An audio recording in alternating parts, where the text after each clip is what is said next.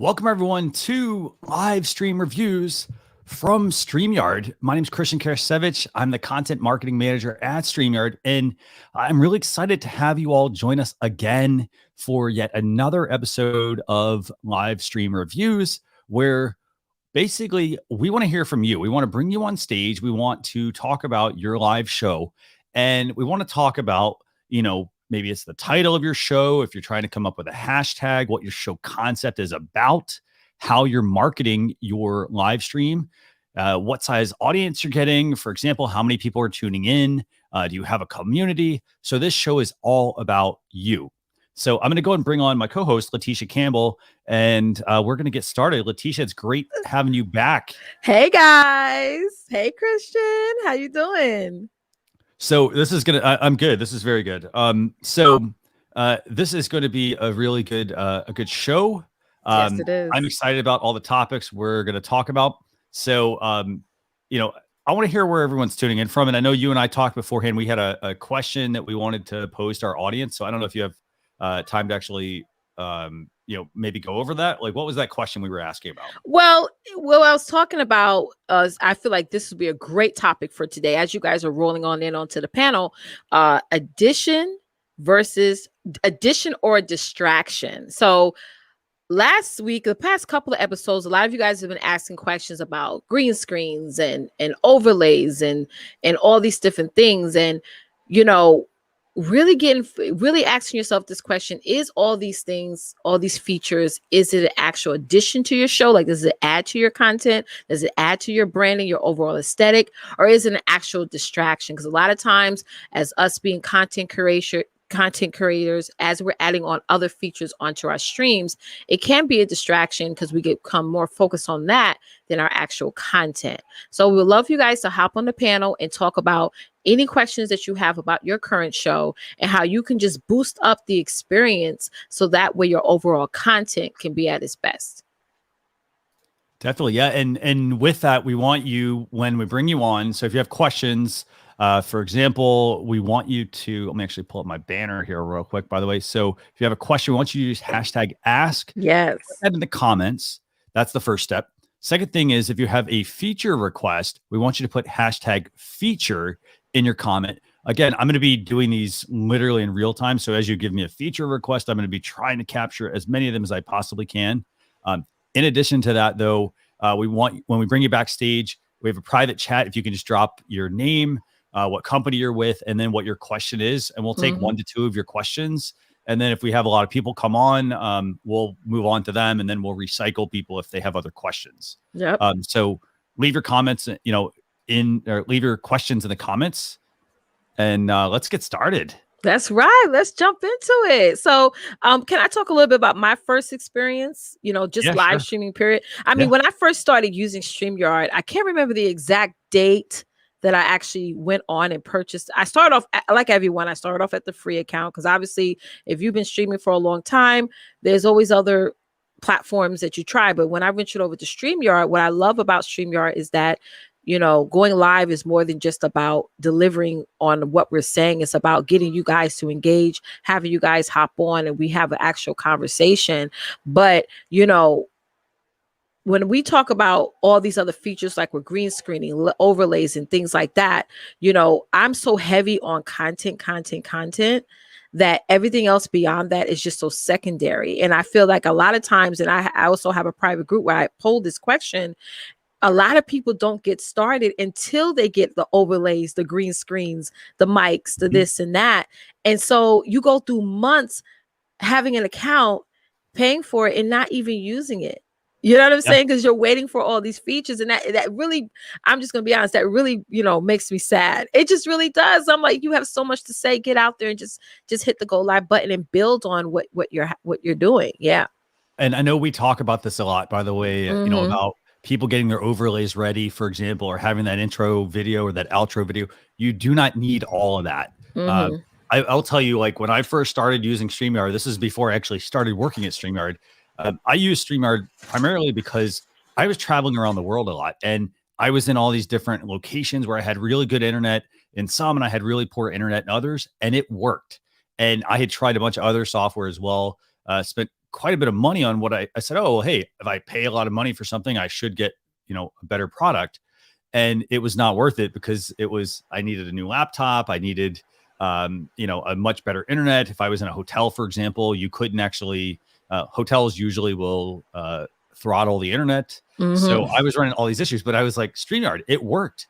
And it didn't matter where I was at. So I was in some pretty like good locations with good internet, and then other places that just, the internet wasn't going to cut it. And somehow it worked, and it was amazing.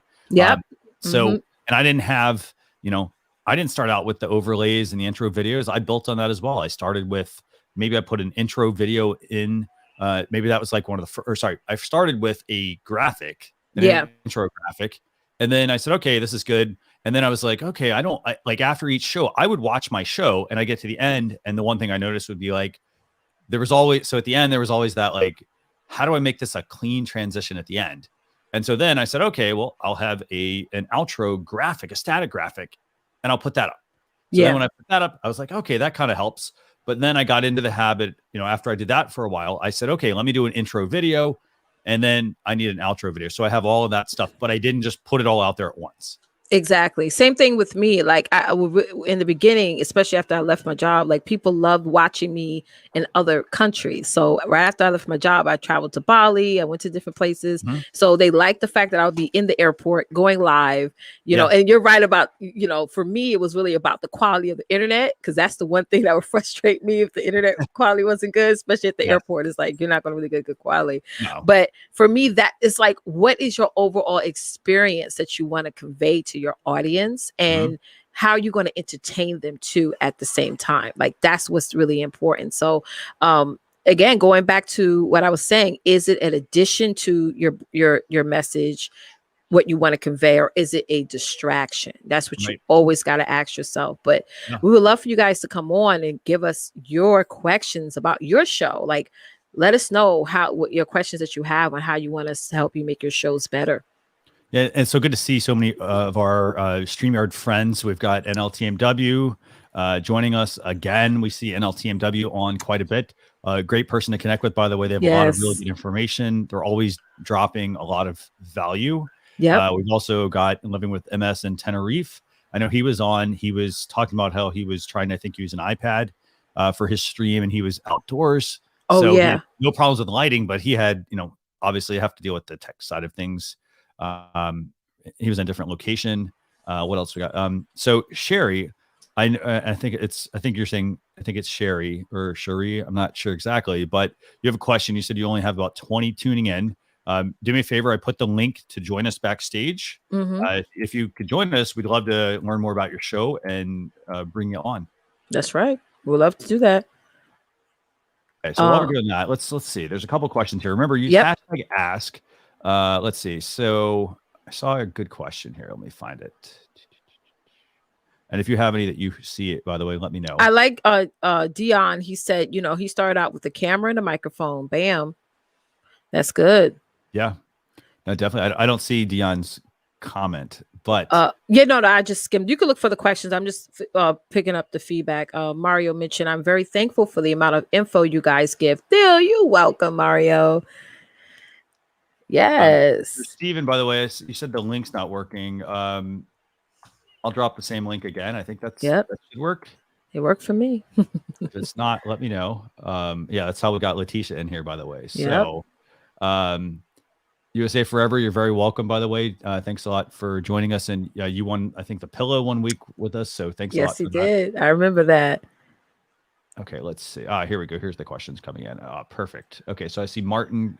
Martin, if you can do me a favor, if you can just activate your camera, that'd be great, and we can bring you in. Want them cameras on.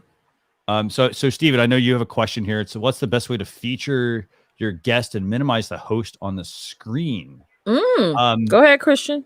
Let's see. So I think for me, I would use the StreamYard controls to feature my guest. So I would solo a guest. So let's say it's Leticia. I'm going to click the solo button and bring her on.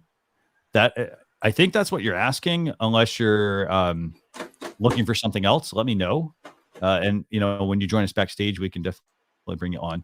Or you can switch it to where, he could switch it to where I'm bigger and he's smaller, or he's smaller, I'm bigger. I do that a lot. just so people can continue to see that it's a partnership show. Yeah. Yeah, so you'll see this. So so Stephen's question is, what's the best way to feature a guest and minimize the host on screen? Okay, so I'm going to go in. I've got my screen pulled up here. And so if I want to make some adjustments here, so let's see, if I wanted to solo this shot, let's say this was a person, I'm going to click this icon. This is the little small icon here, like almost like the picture in the picture. So we can click that. That's going to solo. In addition to that, so Leticia was mentioning, I think you were mentioning this one actually. Let me see. How can we do this? I can do that. Yeah. So this is a way for me to be, for example, on one screen and have the other person on the other.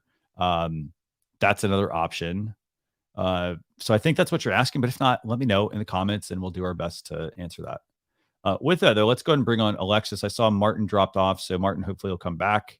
But Alexis, thanks a lot for joining us. So hello. Do you have a question? Hey, how are you? Hello, StreamYard.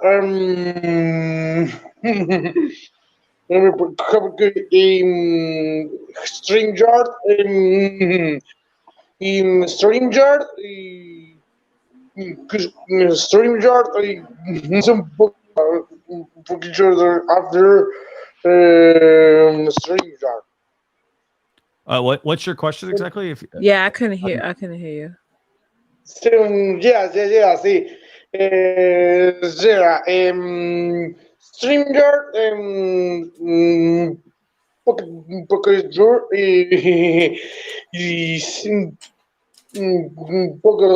como soy StreamYard, un poco StreamYard y StreamYard y bajarse Argentina y carajo, StreamYard. I'm not exactly. I'm not following. I asked your question. Can you do me a favor? Can you put it in the comments? And yes. I'll drop you out. Maybe try come back in and see if that actually. I think you might have a connection issue. Yes. But if you can drop your question in the comments, I will. Let me see if I can get a better understanding of what your question is. Yeah. So, yeah. Definitely. Okay. Yeah. Definitely put it in the comments. Yeah. Thank you. Somebody said the audio was bad. Yeah. Okay. So we'll see what's going on there. So, okay. So in the meantime, Sherry is here, and I can't. You'll have to tell me if it's Sherry or Cherie. I'm not sure exactly, but let's bring it on. I know you had a question in the comments. I think you were saying you had to like 20 people tuning in, but let's bring you on. Okay. So how are you doing? Sherry is here, and I can't. You'll tell me if it's Sherry or Cherie. I'm not sure exactly. And let's do this. Let's. I think you might need headphones actually, because I think you have. Turn us off on your other device. Yeah. Yeah. You'll tell me if it's Sherry or Cherie. I'm not sure exactly. So do me a favor. Mute your device. Can you hear me? Yes, that's much better. Yes, thank you. So tell us about yourself. Who are you? What's your show about? And also, what your question is. Hi, my name is Sherry Harris. My show is His Will for Your Life. We've been airing now for going on 7 weeks. And the trouble I'm having is trying to focus solely on my guests. So I would remove myself and allow my guests to just come on, but I want to minimize it so that the guests, I can be on with the guests, but I'm minimized and then the guest is full stream. So how do I do that? Okay, so Leticia, do you want to take that one first? Yes. So I'm pretty sure, Christian, you can show her the option where she can pick. Like I have a show too where I do that, where I make myself small and my guest is large. The people can still see me, but I'm just like to the side of the screen, and I can switch back and forth real easily. Okay. So Christian's going to show you exactly where to find that option. So you see, on screen, you see how you have all these controls, right? Yes. Okay, so right now we're using this one, which is a screen share, and then the three of us are along the side. Yes. So if I want to, for example, Leticia, walk me through which one you would use, for example. I would use the one where it's like the big, I'm like pointing to it on my screen. Yeah, 1, 2, 3, 4, the fourth one. This one, the one with one person and three? This Yep. one? Yes. Yep. And So- also keep in mind, Sherry, that you can't move everyone around if you want. You have like 4 people on the side, and then the guests featured. So you can't move it around. You know, you just literally like drag and drop, basically. Okay, I didn't know that. I just thought when I clicked on that, it would, fix itself.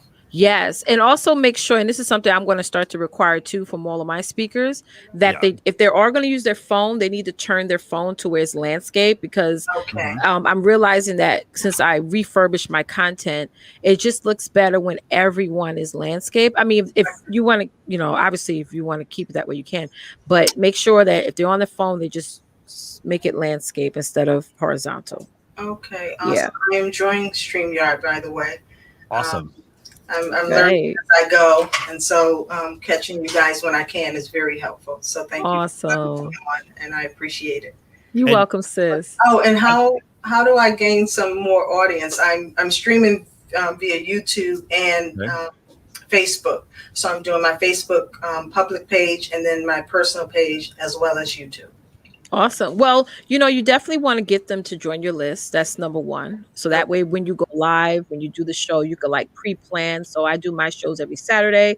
I start to send out email notifications on Wednesday. So it's leading up to the show, especially if you want more people to come on a panel. You want to say, hey, you want to be on the show? Just click this button here, what have you. Another thing that's important, that if you're going to have guests on the show, they should be promoting the show as well. Okay. Awesome. Okay. You have a flyer, send it to me the email and say, hey, please post a flyer 48 hours before the show and the day of the show. That's very important. Okay. And then also what you do after the show, let everybody know, the people who are watching the replay, hey, if you're watching the replay, just type in hashtag. I always say type in hashtag replay. Okay. So you can shout out. Another thing that I'm sort of starting to go forward to doing is focusing on my 2 main platforms when it comes to StreamYard. So focusing on only streaming live on my YouTube and in my groups only. Mainly because it's like I want people to find me where I want them to find me, and on platforms where I can actually monetize. Awesome. So what are your 2 main platforms, and your other platforms you could pivot them to that main platform. So I don't go live too much on my Facebook personal page, but what I will do is I'll post my show flyer and say, hey, catch me on YouTube at my YouTube channel, and have them go over there and set up a reminder and what have you. So that's another option you can do, because sometimes when you're showing up all over the place, it's sort of like, you want people to show up where you want them to show up on. Yeah. Gotcha. Because you can on YouTube, you can create playlists, you can catalog your content. If people miss your shows, you say, hey, click the link below. It's going to give you my whole playlist of the show, because I put mine into episodes. Okay. So that's another option that you do. Those are easy things to do, sis. Really, super simple. All right. Thank you so much. Yeah, you're welcome. You both, and talk to you soon. Yes. Actually, I have a couple of tips for you. So a couple of things. So for starters, to Leticia's point, don't just, so if you're just going live on the platforms and you don't have an engaged audience, or you don't have an audience there necessarily, or community, you're going to go live, but you're not going to necessarily bring any new people in. So the things you need to do, you need to start trying to build an email list. So invite people, like, for example, having it's as simple as setting up a web page on your website, and you can put like, for example, if you're using like MailChimp or Aweber or any of the other email marketing services, they give you an embed code for a form, and literally you just open your website, create a new page, paste the embed code from the email service, and then someone can opt in from that page. So you could be like, hey, go to mywebsite.com/newsletter. Okay. So just be smart with what you give them. Don't give them something complicated. It's like /newsletter, /email newsletter, something like that. Okay. They then can go there during your show. And so then as they're tuning in, they know where to go. And the form, basically, they put their name, they put their email address, remind them, thanks for joining, and to encourage them to opt in. And then you can start emailing them at that point once they opt in. That's right. That's the first thing to do. Second thing is, for example, if you're streaming to YouTube. Messages now. Kim Curry. I'm sorry. My message. No, that's okay. So if you're streaming to YouTube, one thing I would also consider doing, and I can't reiterate this enough, you have to go, once you schedule your live stream to YouTube, you need to go into your YouTube channel and update the title, the meta description and the tags of your live stream. That's right. Oh. And the reason I tell you people to do this is because it's just like putting up a pre-recorded video on YouTube. Mm-hmm. You can optimize the video around a keyword. That's right. So for example, if you're doing like you could, and this is how you can attract another audience or more people, is optimizing. Now don't put in, don't optimize it for something that is not what your video is going to be about or what your live stream is about. So but you do want to make sure you're optimizing it. That way it can at least get outside your bubble of people and reach more people. Awesome. That's right. You guys are helpful. Spot on. And Okay. last thing for you, by the way, is that next Saturday, we're going to do things a little different with the show. At the same time, we're going to have YouTube channel reviews. Okay. So if you have a YouTube channel, Yes. and for example, you're streaming to it, I would recommend tuning in next Saturday for that. And that way you can have them potentially review the channel on the show. And the people that are doing that, I mean, they do a great job with that. So it's definitely worth checking out. They'll tell you things like cover art and, not really knowing what the channel is about, for example, or, maybe keywords or the description or certain things. But they have some really good tips they share. So definitely check that out. We only do that once a month, actually. So. Okay. Well, thank you both so much. I appreciate you allowing me on and giving me some feedback. I did take some notes. So hopefully next week we air each Wednesday. So hopefully I can incorporate the things that you showed me today. Awesome. I'll be checking you out. All right. His will for your life. Thank you. Send me a private message with a link. Like, just send me a private message. Say like, hey, this is my show. This is the title. And then send me a link to it. Send that to Facebook.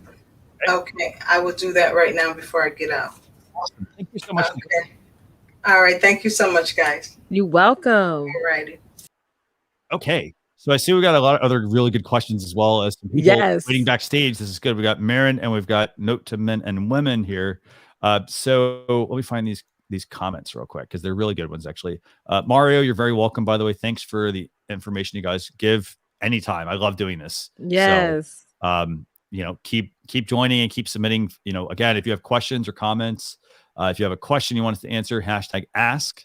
Mm-hmm. And then if you have a feature request, these are things like things we could be building into the StreamYard product, put #feature. Mm-hmm. And then that way it allows me to know, what we're looking at here. So that's right. Okay, let's see. So I have a question here. Let me see. Where's this? There's a lot of good questions here, by the way. So where did it go? Okay, so I have a question. We'd like to, this is from Moana. We'd love to be able to schedule shows further in advance. 7 days is limiting when you're trying to lay things out in advance and be successful in providing information to guests. So I assume you're just streaming to Facebook. Yeah. Facebook has a 7-day limit. There's no way around it. Yeah. It's a Facebook limitation. They don't want, you have to think of it like this. They don't want you to schedule more than a week out. Mm-hmm. And the bottom line is it's their product. So that's right. They want you to make it sticky, meaning, you go live sporadically, and 7 days is to them a generous buffer. So there's no way to get around that necessarily. Now, the things you can do though, hey, how do you lay things out, ahead of time? I'll tell you right now, I have my own show called Social Chatter, and I've got guests booked out through May already. So what I've done is I have a process for my show, but then I also have a spreadsheet that I keep, and I book my guests, and then I know every single week ahead of time, I do my show on like Thursday. So then I know okay, so probably on Monday of the following week, I schedule it out. That's right. So that's one way I do it. What do you think? Yeah, I do save with that. You could also do a save a date, basically, just like they do for a wedding. If you only because I know some people that only want to do Facebook. Okay, and that's okay, and that's where your audience is. Do that, and then pivot them other places. But do a save a date. Send that out. You do a post. Hey guys, I'm going to be going live in 14 days.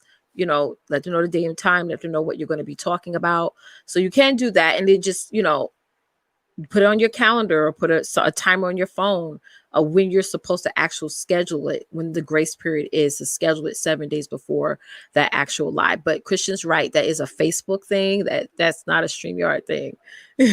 And you also have to look at the platform. So Facebook is like 7 days. YouTube, I don't think there's a limit there, but there is a little trick you want to do for YouTube. And let me see if we have this on the StreamYard channel right now, because I know we've had a lot of live streams the last couple of days. Let me Yeah. see if we have any that are scheduled. Okay, we don't, but let me show you how this looks actually. So I'm gonna share this real quick, and then I know we've got some really good questions. Like Paul Coupland, I see you have a question about live streaming 3 times a week, and you're not feeling it's worth the pounds when I guess you're getting some sort of glitch. I'd like to know what that glitch is. Yeah, let us know. Like, for example, let's talk internet, let's talk, camera, let's talk computer, all that sort of stuff, because all those little pieces play into the puzzle. So, so join us backstage. Okay, so Leticia, while I'm doing that, do me a favor. If you can find Paul's comment, and let's start from there and see if there's any other ones we want to bring up. Sure thing. Okay, so I'm going to go ahead and share real quick the StreamYard YouTube channel. And so what I'm doing here is, so this is what I want to show you real quick. So you'll see on the channel, you'll see we have, for example, we've got StreamYard product updates. I think you can see this. Nope, there you go. So we've got StreamYard product updates. So we basically have various shelves on our YouTube channel. These are on the home page of the StreamYard YouTube channel. And so we have the StreamYard Town Hall that we do every week. We have the live stream reviews. We've got Daniel's Tech Talk Show. We've got StreamYard Connect. We've got StreamYard Spotlight that Kelsey and Dana Bents do, where they spotlight a StreamYard user. We've got how to make your live streams better and so forth. So what you would want to do for any of your scheduled live streams is you'd want to go in and we want to customize our front channel on our YouTube channel. So basically we can have a section. You won't see it here right now, but anytime that I schedule a StreamYard live stream, it would actually show here along the top. So it would actually be right above this. Anytime there's a StreamYard live stream, every single episode would be scheduled there, and people would be able to see ahead of time what's there. So, what other questions do you see, Leticia? Dan Lane Pro, he asks, how did you choose your content topic for your show? Good question, actually. Okay. So, do you want to take that one, Leticia? One of the things you showed, I believe, I don't know if it was the last episode or one before that, but you were showing something on Google that I think is an amazing tip. So first thing you want to choose is, what do you enjoy talking about? Like beyond, a lot of times people tell you find your niche and what have you, but what do you enjoy talking about? And then going on Google and looking up what is your current audience saying about your particular topic that you want to discuss.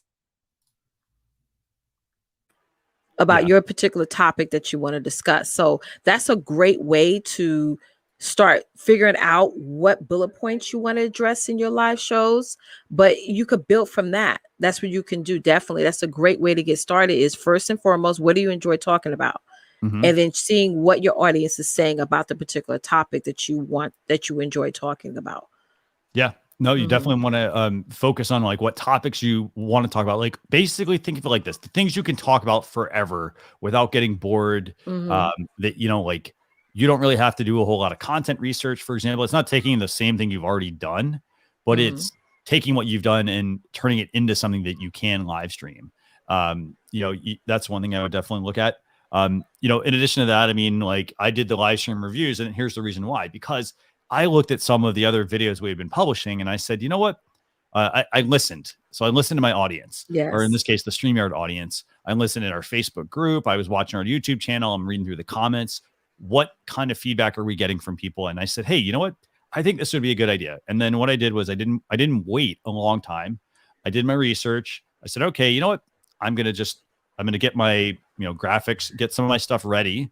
And then I'm going to go live and we're going to see how it worked. I think the first time when we did, Leticia, I think we had like 4,600 views on it. Yes. It was pretty awesome, actually, for a live stream, especially one that I think I actually scheduled it 20 minutes ahead of time as well.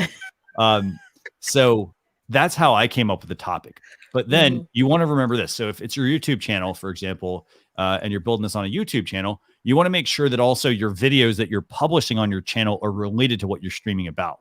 That's right. So For example, if you're going to talk live streaming, we're publishing primarily about live streaming. We're not going outside of that and, talking about sports, for example, or talking about things that really or makeup tutorials or things like that aren't necessarily related directly to our live streaming product. So you kind of have to look at what your channel's about. Like if you're a cooking channel, you may love tech and gadgets that are, electronics, all that other fun stuff. But if you're primarily publishing recipes and things like that, you're not going to want to publish that same kind of content on the channel. So you want to look at what your channel's about and structure it around that. Be very focused on a specific niche. That's right.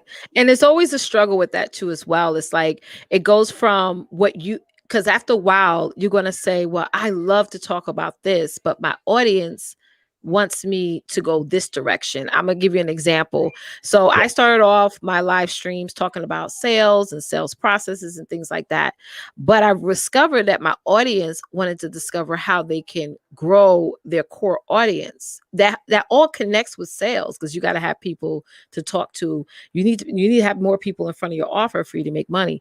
So that's when I shifted and niched down a little bit and said, you know what? I'm just going to talk about audience building, because it does tie into sales. So you will sort of hit that fork in the road with what direction that you want to go in for versus what you enjoy talking about versus what your audience needs to hear now from you. So you will shift it from time to time. And this same example Christian made, listening to your audience is very important, especially if you want to make this a business. You got to listen to your audience. And I did that on my show the other day, where we just paused for a moment. It was like, hey guys, what topics do y'all want us to discuss for the rest of the year? And they was pouring topics, and we were writing stuff down, adding it to the calendar, and it made it more easier, because I'm like, girl, we don't have to sit here and figure it out anymore. They told us. We just have to find some great information based around the topic. So it's hard if you make it hard. That's what I always tell people. It's super simple if you're willing to listen and give people what they want to hear. Definitely. And by the way, we've got a lot of questions. We've got a lot of people waiting backstage. I want to make sure that we get to every single one of you. Yes. So I know a couple people have dropped out and come back in. Just come back in. I promise you, we will get to those. I will also get to as many of your questions that we have. If we don't answer your question, do us a favor, just put it in again, because they are scrolling up. So I know one of the questions people are going to ask is like, hey, I want pen comments. I'll put that in a feature request. So I see another. After I'm sorry, go ahead. I was gonna say Garden State Gardener, by the way, doing research on live streaming, didn't do live streams, but wondering what's the best package to buy and what added audio equipment should I buy. Do me a favor. I would love for you to come on stage on with us. Like, you don't have to have any equipment whatsoever. You can just open your webcam. But do me a favor, come on stage, and this way we can talk through that with you to learn more about what you're doing, because I know Paul has a question here as well that's a very similar question. So let's so we'll answer your question. Let me see what else. And Corey had a question about how to make countdown timers. Yes, I saw that. I know we provide some countdown timers in your StreamYard dashboard. So if you log into StreamYard.com into your account and you look under the brand section, you will see there's a countdown timer under video clips. You can customize, you can add your own. You can also use tools such as wave.video as well to make your own. If you're a Canva user, Canva has this feature as well. The wave video ones, you can customize. The Canva ones, you can't. Like, I can't lengthen the timer that Canva lets me create, but I can create a countdown timer in both places. So I dropped a link to a tutorial, because we do a Learn with StreamYard episode where we actually showed you how to do that. Yeah. Okay. So let's see. Let me go through this real quick. Okay, so let's do this. Let's go ahead and bring on. Who do you want to bring on? Actually, Leticia, let me know. I've got 3 people waiting. I've got. I can't see Marin. Okay, so I'm going to bring on Marin real quick here. Marin was, I think, first in line here, so we're going to bring on Marin. I think you've joined us last week, so good to see you, Marin. Hey, how you doing? Thank you very, very much. Anyway, before I ask my question, I just want to say to Christian, thank you very, very much for the winning pillow. So you're very welcome. Thank you with all my heart. So anyway, my question is very, very simple. How to pre-record here in StreamYard? Because I heard that you can do a pre-recorded video if you desire not to use the live stream. Okay. Yes. Good question. Very good question, actually. So, Leticia, do you happen to have your screen pulled up? Or I don't know if you want to pull your screen up and I can bring it in and we can show her how to do this. I sure can. And while you're doing that, I do see a couple other really good questions here, by the way, and I'll get to those. But Kachi, I know you had a question about offering adjustments of screen sizes. I'm going to make a note for feature request. Leticia, just let me know when you have that pulled up, and I'll. Yep, I have it pulled up right here.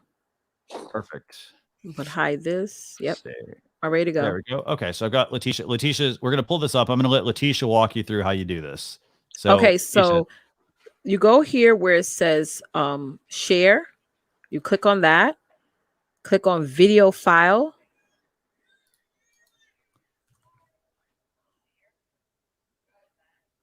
And real quick, are you looking to share a video or are you looking to pre-record a video without going live? Pre-record. Yeah, so these are all my pre-recorded videos here.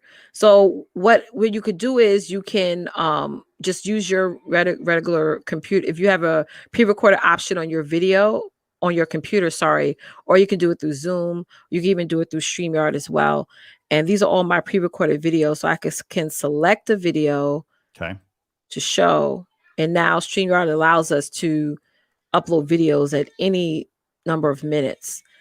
So that's one way. Yes. So that's one way you can do this. So you can, if you wanted to like play that as a bit of a pre-recorded video, you can add it to your stream and then use the live feature to push it out. Now, in addition to that, though, while you're on screen there, Leticia, so do me a favor. Let's go up to the, if you click on, or I think that'll kick you out, won't it? Do me a favor. Click on, let's see if we can do this. Click on the StreamYard duck. I think it might kick you out, but I want to go back to like the actual destination and show her how to set up just a recording. Click on what? Click on the StreamYard icon. Yeah, at the top left. I think it's going to kick you out. Okay, so that's going to kick her out. Okay, here's what I'm going to do. I'm going to share my screen, actually. I'm going to open another StreamYard tab. Wait for Leticia to join us back again. Okay, so I'll go ahead and show you here. So I have a demo broadcast pulled up. Let's see. There we go. Okay. So I've got this demo broadcast. And by the way, Leticia, please, hopefully she's still watching. Hopefully she comes back. But basically, this is the demo broadcast. And so what I want to show you here, so the way you just set these to just record and not live stream is to go up to your destinations here at the top. So we're going to edit our destinations. And so let's say I want to take this out and I just want to record only.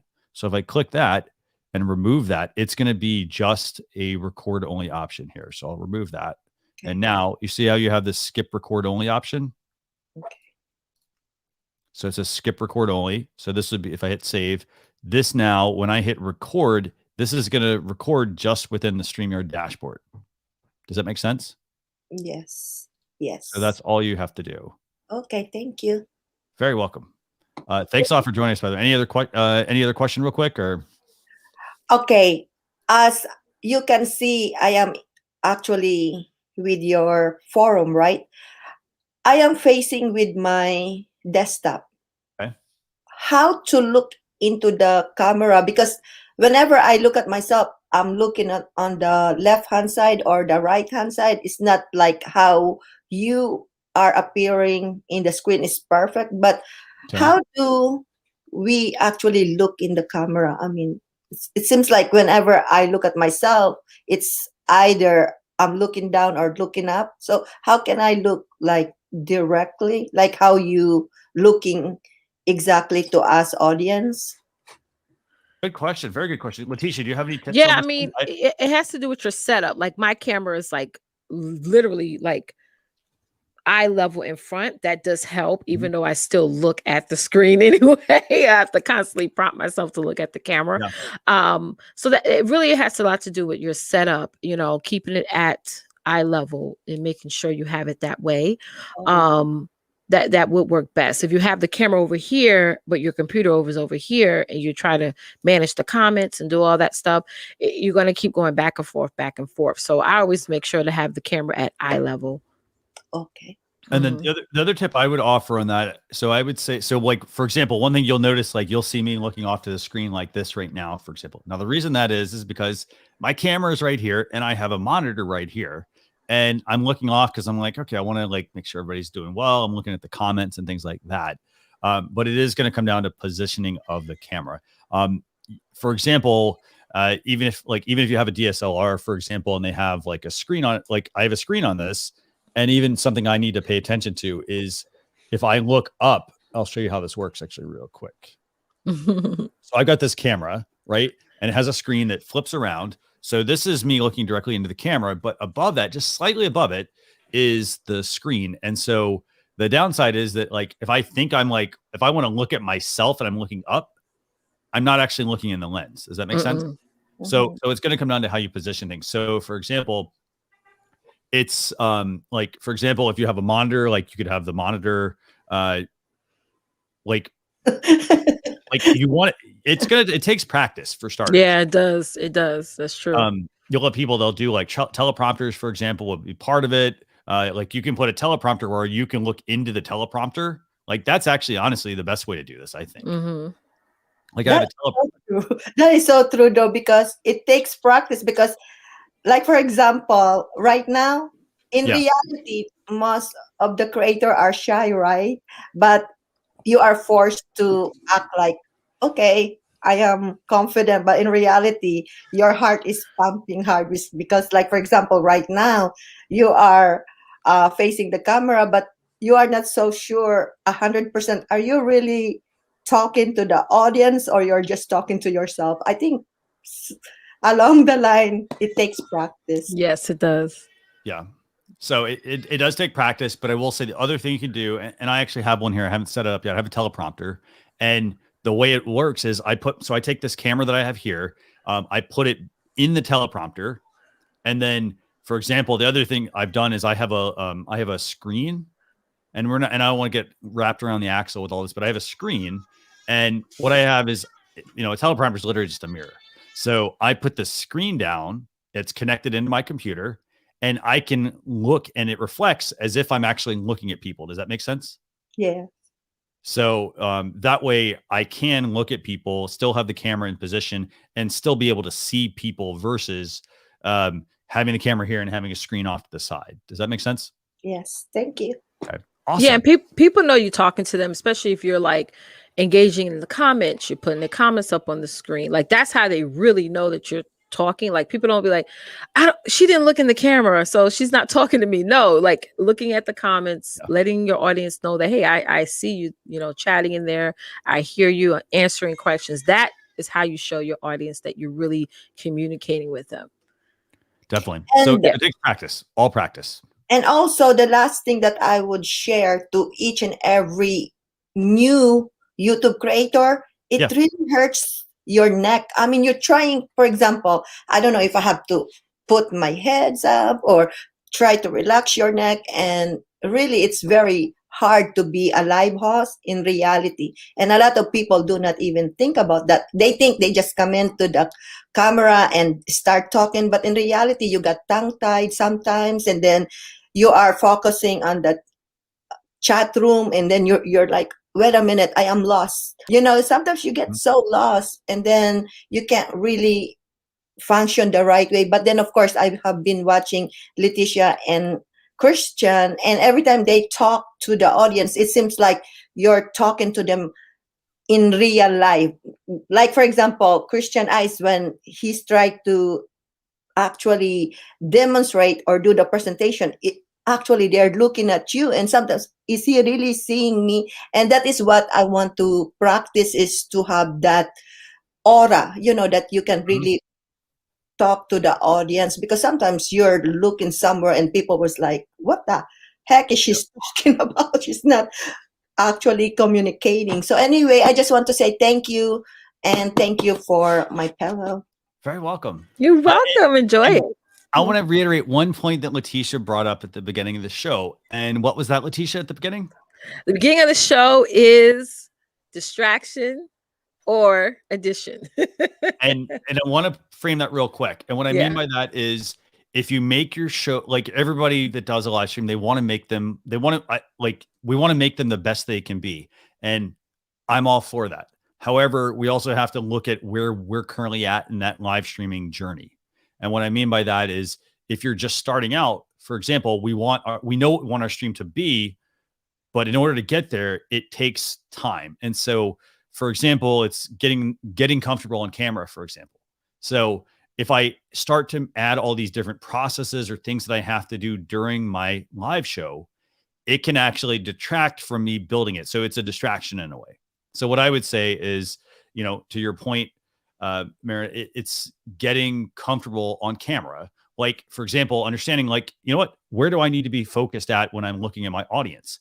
Get used to that, get used to your script, for example, and so then it just becomes like second nature. Like, hey, okay, I'm going to flip on the camera, hey, I've done this. Like I've done mine 200, I've done a show 270 something times on top of all the other ones I've done, and so it's practice. So practice, and continuing to improve as you're going along. That's so right. And the last point I want to mention is that you said something about back pain and stuff. I had the same thing. Like PNR, I saw you when you said in the chat that you do 11 shows. Congrats to you for that. Putting a pillow, take that pillow that Christian just gave you, put it behind you, prop up. Always remember, because I was slouching at one point, because when you're live, you're doing this a lot. I'd always remember, Tisha, put your back up. This is hard work. It's not easy. You're right. This is not easy. Yeah. No, and that is also another thing when we talk about equipment. A lot of people invest in, and you should invest in audio. Audio is the most important part of your live stream, but audio is super important. Video is important. You don't have to go spend thousands of dollars on a camera, but also don't forget about some of the intangible things. So, for example, having a microphone, for example, to where you're not if your microphone, for example, is too low, then you're going to be doing this. And what am I going to do? I'm going to be hunched over. So I'm getting stress in my neck, stress in my back. So I want to make sure that I have the right kind of connection or the right kind of device to connect my microphone. There are mic stands, for example, and you can move. You shouldn't have to hunch over. You should bring them towards you. So there's mic stands, they're 10, 20 bucks. They work with just about every single mic. Put your mic on a mic stand, bring it towards you. That way you can and speak into the microphone. And you don't necessarily have to look into the microphone. You have it set up. It's at the right height, for example. Listen to your live stream, ask your audience. And then don't forget to invest in a chair. That's another big thing. I was about to say that. That's my next investment. A chair, good chair. And their chair is too low or they've got it too high. A chair is if you're going to be spending so much time in an office or on a live stream sitting, make sure you invest in a chair. Okay. So a good chair. So awesome. Excellent. Thank you. Okay. You're welcome. Okay, so I know we've got. Let me take two comments real quick here, and then I know we got a lot of other ones as well coming in here. So we got somebody asking about monetizing a channel. Note to men and women. I think you were backstage. Come back on, and we'll talk to you. Let's see. So Gazela Jabin is asking, is green screen available, and can it be used on Zoom settings? I'm not sure what Zoom settings you're referring to, or you're referring to zooming in. I'm not exactly sure there, but green screen is an option. You do need to make sure, though, you have the right amount of resources on your computer, because when you do turn on the green screen, it does mean it kicks in additional need for additional resources. So, for example, it takes a lot of video power, so you want to make sure you have a good amount of video. And then also, honestly, you'll hear Leticia and I talk about green screens all the time. Green screens really aren't all they're cut out to be. They're great. But, I have one. It's sitting over here on a table. I think, Leticia, you have one as well. Yeah, mine is in the living room somewhere, put on. I don't even know. It's in there somewhere. It takes a lot of, you need hardware to be able to, you need to A, make sure you light them properly. And then B, you need to make sure that you also have the right amount of system resources on your computer to be able to chroma key or remove, that's what it's called, chroma key, remove the green screen and replace it with something. You could easily just set up, you could put like a table, you could put a couple of decorations on it or things like that. And you could actually build essentially a backdrop that is a functional backdrop as well, if you want to. So, but good question. Okay. Yeah, and then one keep more that question. in mind. Also, if you have good lighting, if you're doing it during the day, what I noticed when the sunlight will come through the window, it will make one side of the green screen a little blotchy, and it's more time for me. It was just like, oh God, it's more time to set up. It's just, that's why I was just rolled it back up, put it back in the box. Yeah. And then one other question here is, from Honora.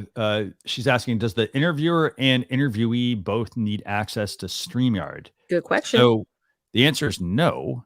The interviewer, yes. The interviewer is going to log into their dashboard, their StreamYard dashboard, and like it's going to look exactly like this. So let me see. It'll look like this. So this is my dashboard for this episode. And so I have, as you can see, I have all the controls. I have the ability to see comments, private chat, change banners, change the brands, and so forth. So that is what the main admin on the account is able to do. Now, the interviewee, for example, anyone that's backstage right now with us, all they need is for me to send them the invite code to join, and that's under the invite option in your StreamYard dashboard in your broadcast, and that's all they need. And then you bring them on. If they want to share their screen, they can share their screen. You, as the admin or the controller of that account, can then bring it into the broadcast. That's right. Okay, so we have Paul, a lot of questions. I'm going to get to these questions. Paul, I want to thank you very much for being super patient. Had a lot of questions. I know you had some questions as well. I think yours was related to glitching and whatnot. So, Paul, thanks a lot for joining us. Good evening from the UK. I'm basically a radio DJ, and I do streaming 3 times a week, and I'm a radio 3 times a week. So basically, the issue I'm having is 3 of my friends, the past few weeks, we've had glitching where it cuts out completely StreamYards. And it just cuts out. It doesn't respond to anybody, the main host. Second of all, we had a problem where we basically put a video on and it glitches out. We've got good internet, we've had a good everything, and it doesn't work properly. We don't know what it's. We've contacted StreamYards 4 times and they didn't respond, not back to us, which is unusual because they usually do respond. And the guy's going live tonight. He's having major issues. Last week we had to be dropped out loads of times to get him back onto the stream, but everyone else was fine. But then suddenly it stopped and it started glitching. So, so a couple of things. So, have you run a speed just random stuff? Have you run a speed test? Okay, so like, what kind of? So, I know for people that are viewing, if you look at your speed test. So, if you go to speedtest.net, I'm a tech engineer. This is what I used to do. So, okay, so what do you get for upload? 76 megabytes. Basically, it should be plenty. He's getting about 40 to 50 megabytes. The other one's the same. Okay. And we have no problems with internet. Every single day is fine. But it comes to evening time, especially Saturday night, Sunday night, and then Friday night when my other people are streaming, we're having major issues because we can't. It's about a 20-second delay lag between the actual talking to somebody and they're responding, and we're talking on each other. I'm wondering if there's something going on with the internet. We've spoken to all internet companies. We've spoken to all the streamers, and we've spoken to a lot of people saying the same thing in the UK. It's been, I would say, at least I'm on about 20 streams a week. I'm on. Yeah. So I know most of the UK streamers which go on, and they're saying the similar things at the moment. There is a lot of streamers having problems. We did contact them. We did contact StreamYard to ask them, but no response back about it. But then we did see on Twitter page the other day that they were upgrading something or doing something to the system. And I said to them, that's fine, understandable. But that last week we couldn't watch properly the stream, which I'm watching tonight, which he goes live in 27 minutes. He'll go live and he has to be dropped out all the time to get onto it because the StreamYard's not connecting. I don't know if it's connecting from UK network to the US network or wherever your wherever your server is. It's just dropping out, and that's the main problem we're having. I would say this: if you do, I would say contact our support team. I definitely think it's not normal that they wouldn't respond to that. If you were going the email route, I would say. So I'll pull up the page here and show you what to click on here. So what I would do is I would do this. So here's the broadcast. Okay. So what I would do here is I'd go here. Don't just send us an email. I would say just if for your case, like since you have a pretty immediate stream, I'd click on the help button here in the middle and then use our chat here at the bottom. That's fine. And that's going to get somebody. And I would say that should get you somebody that's definitely always on. We have great chat support. The other thing is we're trying to sort out is we need StreamYards. I don't know when they're going to get sorted this out. Is to combine your settings with Stream Deck. Because we try to use hotkeys, we try and use everything, but we need a shutdown button so we can kick somebody out of the basement or kick somebody out of the picture straight away. Literally, while if somebody comes up, say a troll by accident, because we 9 of us use Stream Decks all the time, and we're having problems. The coding doesn't always work and it doesn't respond. So we tried it 7 times different networks, and that's another thing I've contacted support about, and still no response. But that was about 3 months ago. Yeah. That's weird. I mean, because I've been here for at least 3 months, and I would say I know like we don't have hotkey support at the moment. I know that's something on our roadmap. Yeah. But again, I mean, I know I talked to somebody yesterday. They got in touch with support, and they were literally chatting with them by the time I'd closed my window. So so I'd say contact them back. I know they definitely can help you with that. I'm sorry you're having that. Yeah, sorry. I've been a DJ for nearly 20 odd years. I've been doing tech for about 25 years. So I know a little bit more about it than some people do. And I use 2 platforms. The main one is StreamYards. And the thing is, I paid for this one to start using it again. But at the moment, a lot of people asking me, is it worth it to do it? I said, my opinion, yes, it is. But they need to fix this, or we need to find out the fault. We're having all the other streamers having a problem, and they're having a problem. You know what I mean? So, like I said, it's just one of the things. We'll contact support again, but I thought I'd let you know. Yeah, do me a favor. If you don't hear from them, you're welcome to private message me, and you and I can chat, and I can let them know, like, hey, you're on the way, and we can go from there. So, thank you for joining us. Thank you for having me up. Thank you again. Thank you. Have a good one. Yeah, you too. Thank you, Leticia. Thank you. Okay, so let's get through some of these questions, and then we're gonna bring on Melvina. Melvina's got some questions, I think. So let's do 5 questions. 5. Is 5 enough, or do I need to do 5 10? is good. Let's do 5. Let's do 5 and then get to the guests. Okay, so I'm currently at, let's see. So actually, let me just look through these real quick. Yeah. Let's see. So, and guys, make sure you put in hashtag ask and then the question. If it's a feature request, put hashtag feature. That just helps us out so much. Okay, yeah, it definitely does. Okay, so here's a good question. And you see that one, Leticia? Yes. Can it show my slides for presentations? And can I do my video and edit it without going live on Facebook or YouTube? The answer to that is yes, you can. Yeah. And I'm actually going to get you a video. So, Adafe, you have we had a Learn with StreamYard episode that we did, and we talked about how you can use Google Slides to share a presentation in StreamYard. The same thing also holds true for PowerPoint or things like that as well. So, if you want to share that, definitely check out this video. It's a tutorial where I'm giving this, it's showing you how I split my screen up, how I open Google Chrome in one, how I have my StreamYard dashboard in the other, and then the other window. And then I basically am sharing everything that's open in the Chrome tab in the other one. So definitely check that tutorial out. Yeah, it's a real good video. Check it out. Check it out. And if you still have questions, you're welcome to message me as well. So, okay, so there's one. Let's see, next one. Is there a way to hide the number of people who are live watching? I don't know of a way to do that. And why would you want to? Good question. Yeah. No, good question.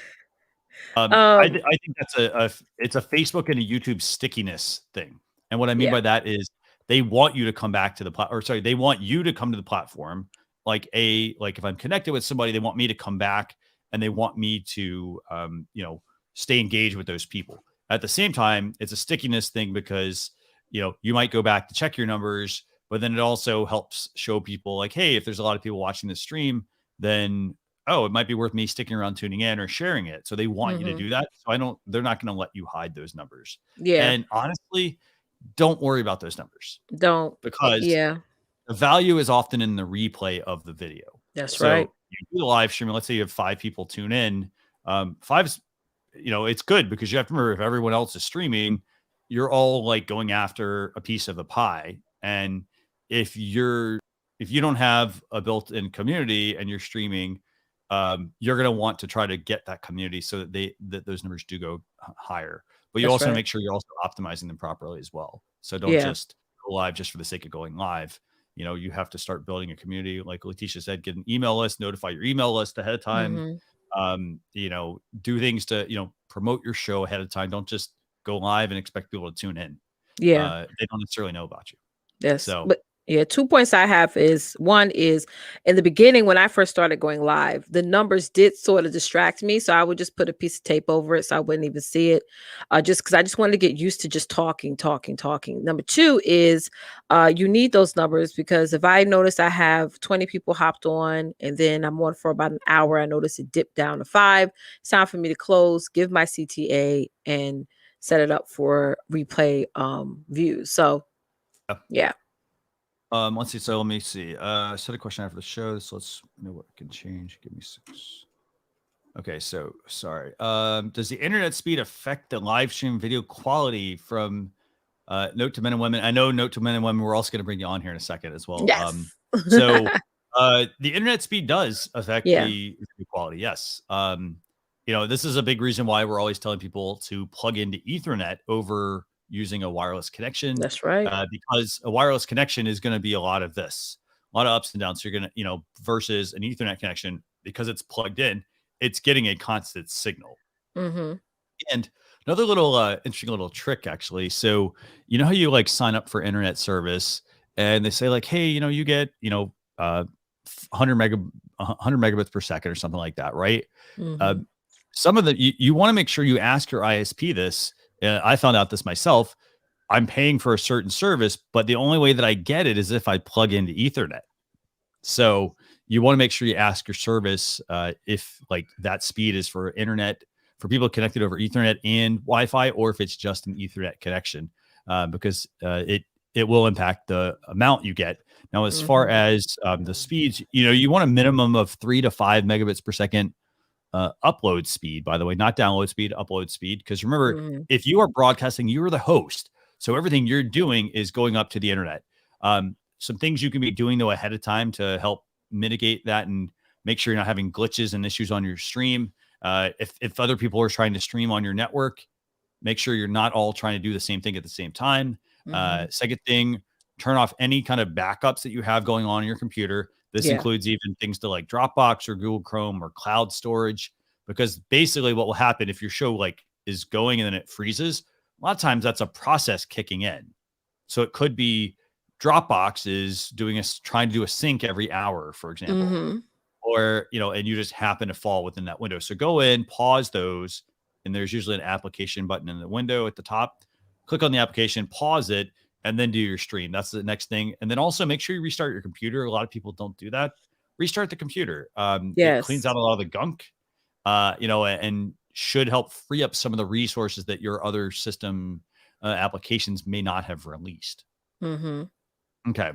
So let's do 2 more, and then we're going to bring on Melvina here. So let's see. So Suplex Sparrow, when we'll be able to add audio clips to StreamYard, noted as a feature request.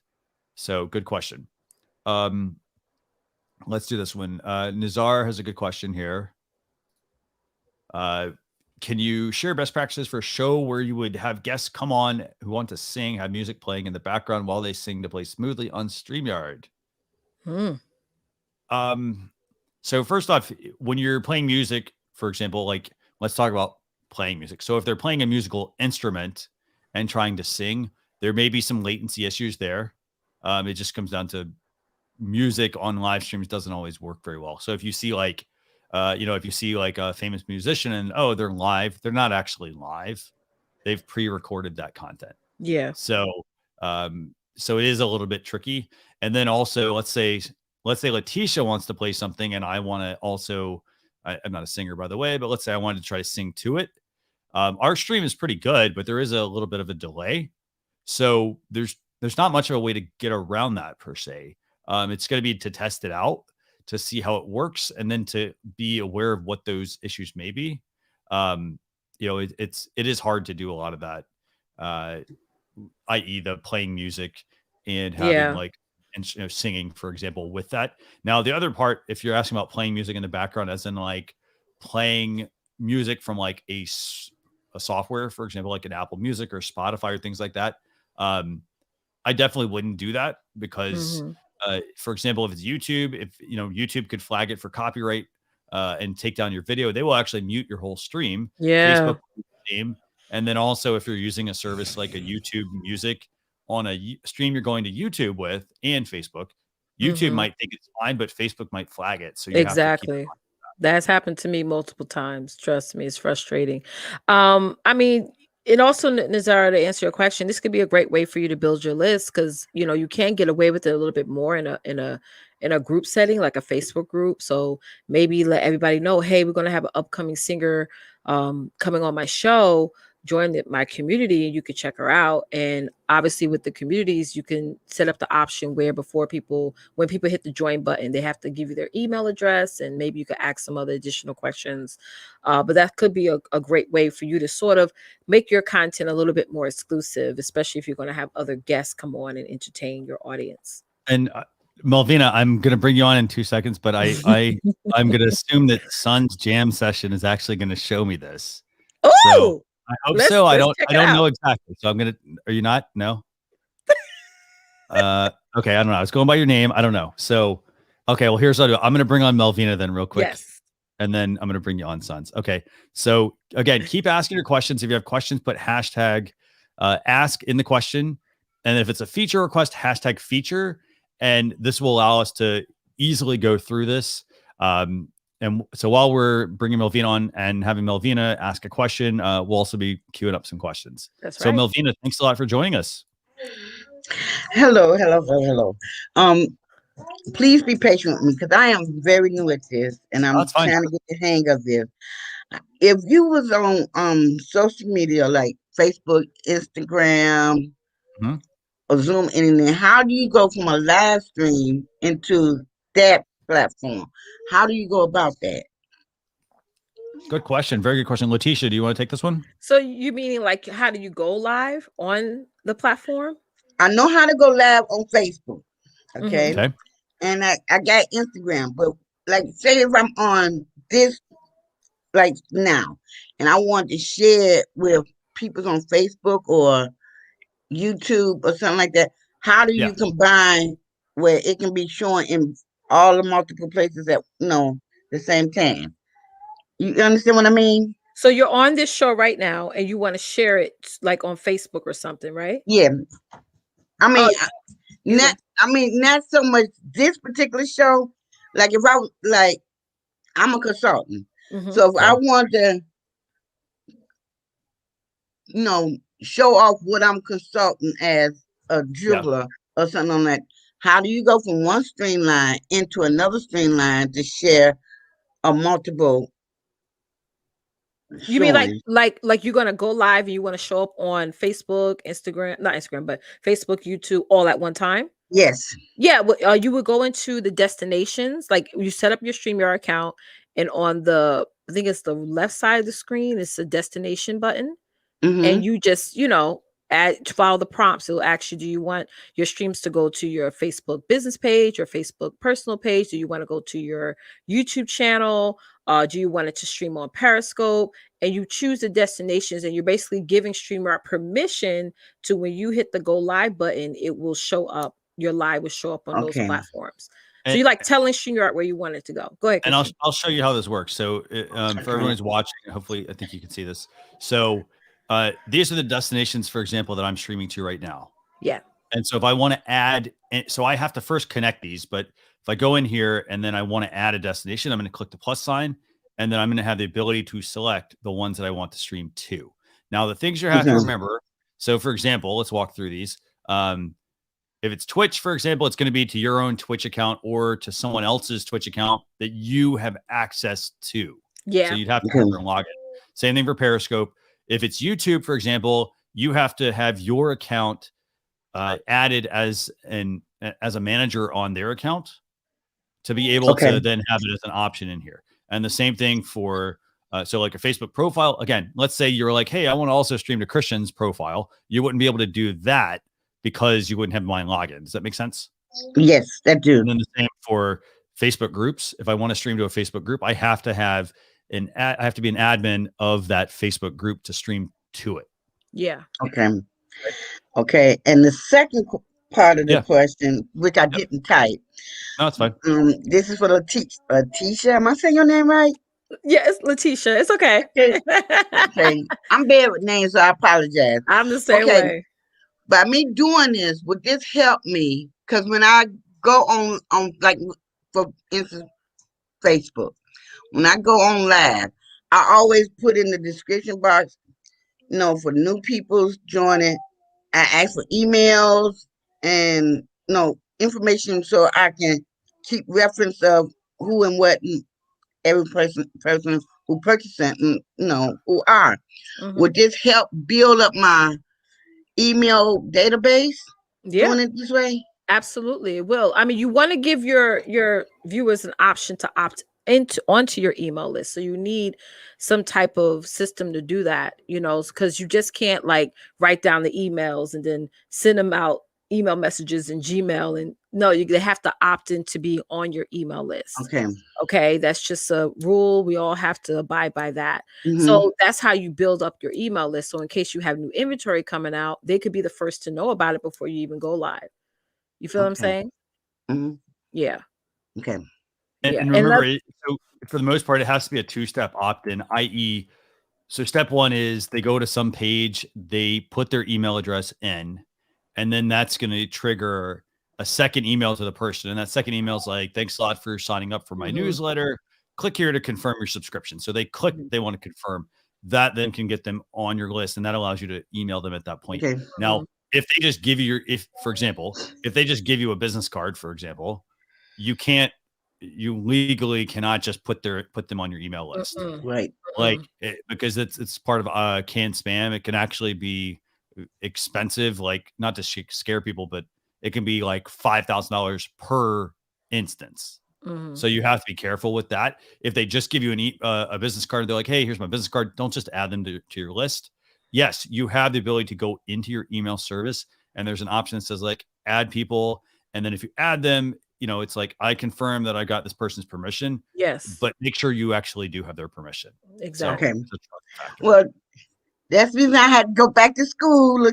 It's all right, Melvina. It's all right. Okay. I thank y'all. Thank y'all. Y'all, some of it is clicking in, but no, it's a slow process, but I'm going to get it.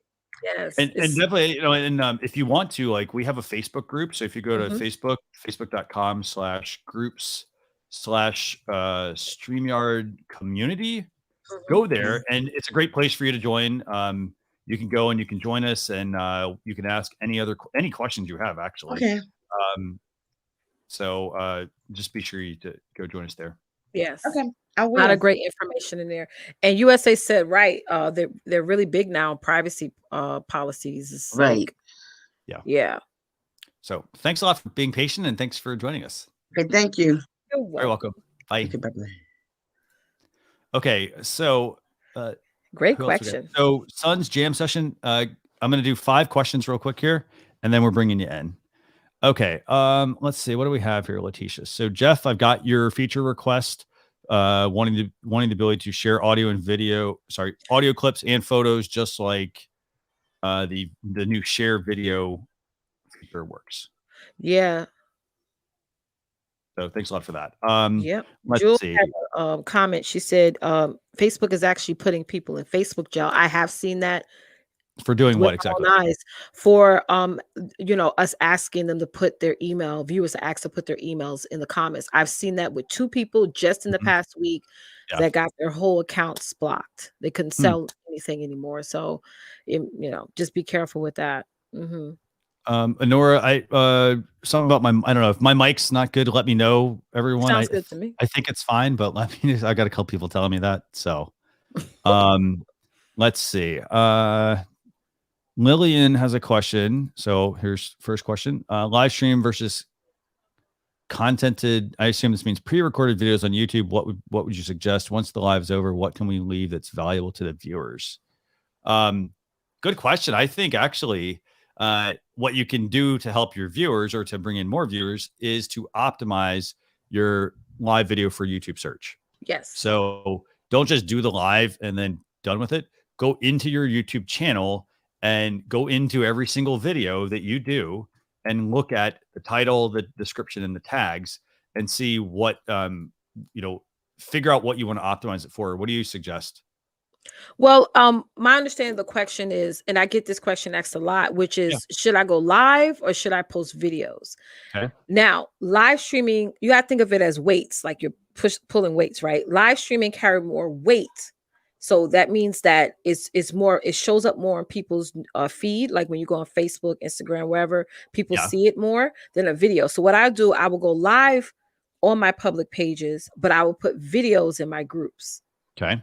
Because obviously I can't do both every day. I can't go live on to the public and also do live every day in my private communities. So since the live streaming carries more weight, I'll do that on the outside of my communities and then just do pre-recorded videos on the inside of my communities. And that way I can automate my communities by scheduling out my videos.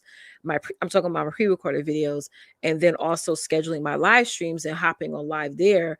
And obviously I do other live shows in the groups, but I'm just saying, like, for just like automation purposes, you can leverage pre-recorded videos in your groups. But not to say, I know a lot of people do pre-record their content to their public pages, but I'm just saying, if you're talking about weight wise and exposure wise, live streaming obviously is ranked higher than videos when it comes to algorithms. Definitely. Yeah, no, that's a good question there. So, okay, let's do a couple more real quick. Let's see. So I'm going through. So if I missed your initial questions, let me know, by the way. So note to men and women, I know you said you have over 5 million plus views and 23,000 subs. Fantastic, by the way. Yeah. Do me a favor. If you can come back on, we want to talk to you about that and talk more about that, because you have questions. Yeah, that's amazing. About monetization. Someone asked Yves, she said, any tricks to play a sound effect easily while streaming? Let me know if this plays, by the way. It should. I don't know what I'm going to play here. Let's see. You know what? Let me see. That's a good question. Let me actually see what I'm going to play, and I'll actually show you. I'll play something real quick. Let's see. Yeah. I see that a lot on people's sound effect shows. They'll play like a horn or. Does that play? Yep. Okay. I hear it. Okay, How did you do that? So that is using a Rodecaster Pro. So I'm using a piece of hardware. So that's the first thing. Now, granted, that's it's a mixing board. It's between $500 and $600. But it's running all my mics. It has 4 mic connections. It has the sound pads. I can use it for live stream. I can use it for podcasting. So that's one way I do it. Basically, everything is loaded into there, and then I can have different banks of sounds. Another way is to also use, you can try Voicemeeter. So Voicemeeter is a good piece of software as well for that. If you're a PC user, that one's a good option here. Let me drop some links here. Yeah, I'm gonna look into that. Okay, so Voicemeeter. You can also check out Loopback from Rogue Amoeba, or sorry, Loopback. Not Loopback. Sorry, they have a software called Farrago. This one is actually a very similar one. And this one runs on your computer. So that's one option, another option. And then another one I also like is, it's called Backpack Studio. Let me find the exact link to that one. So it's called Backpack Studio, and it's a pretty cool little app. So here, and also. Yeah, that's cool. And Christian, quick question. USA live stream mentioned, are there copyright issues when it comes to sound effects? Like, I don't think there's a copyright on applause or like a tooting horn, because that's like. I actually think there is. Oh, okay. But you do have to be mindful about what you get and where you get it from. For example, that came on my Rodecaster Pro, so I didn't have that one. But there are some cool things where you can record your own, for example, and you can make them your own sound effects. So that'd probably be the best way to do it.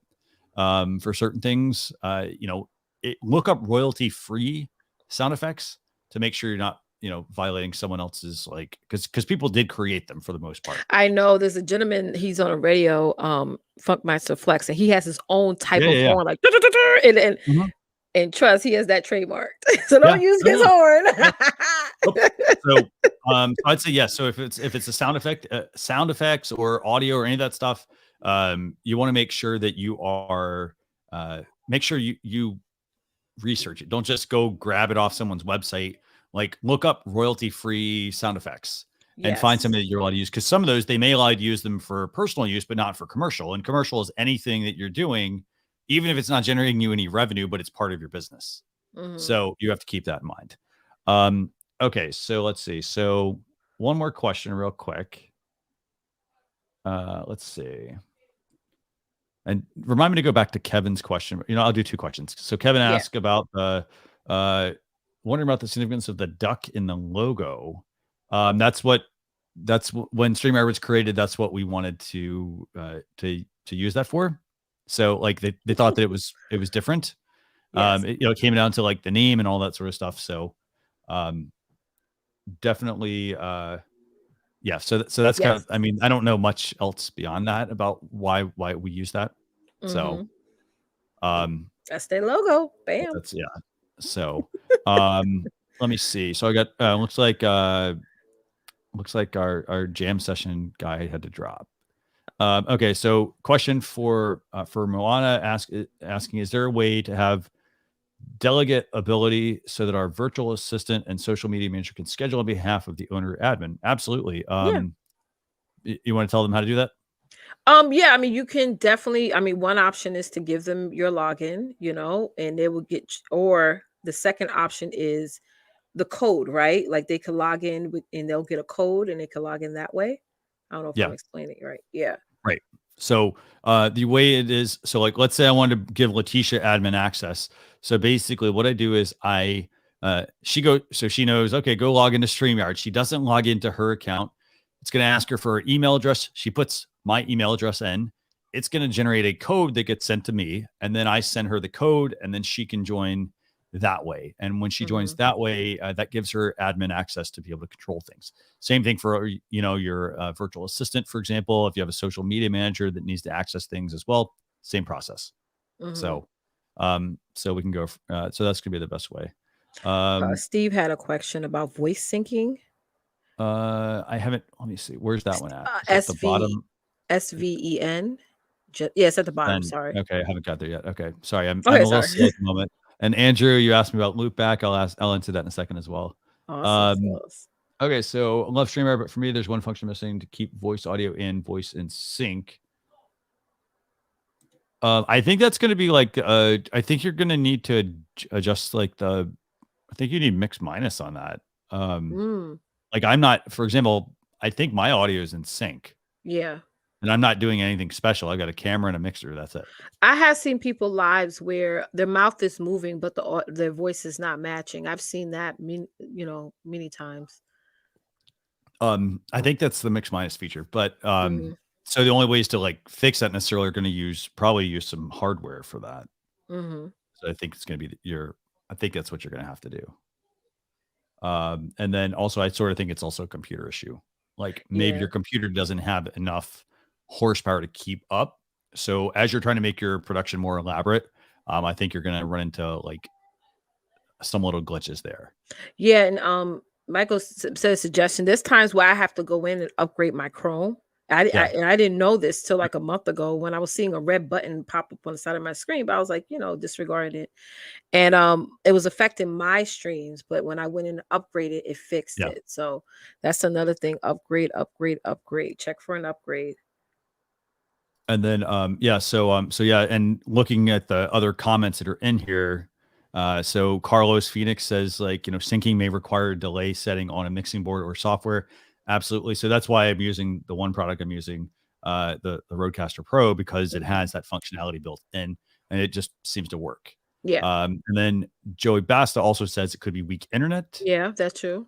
And Michael Daniels also says that it could be the computer as well. So in his case, he said more RAM and speed of your systems are not powerful enough. And I would tend to agree. I mean, what kind of machine are you using, Leticia? I'm using an HP. I have my Ethernet connected to it though, so it did change my quality overnight, literally. Yeah. So you're using Ethernet. I'm running. I've got a MacBook Pro. I've got an M1 MacBook Pro, and that's it. But if you watch my shows, maybe like 3 or 4 months ago, I also was running a 2012 MacBook Pro. That's actually what I've been using for the last number of years. So, I was still perfectly capable of running things just fine. The only delays I would, and again, my hardware hasn't really changed much. I added a different camera. That's about the extent of things.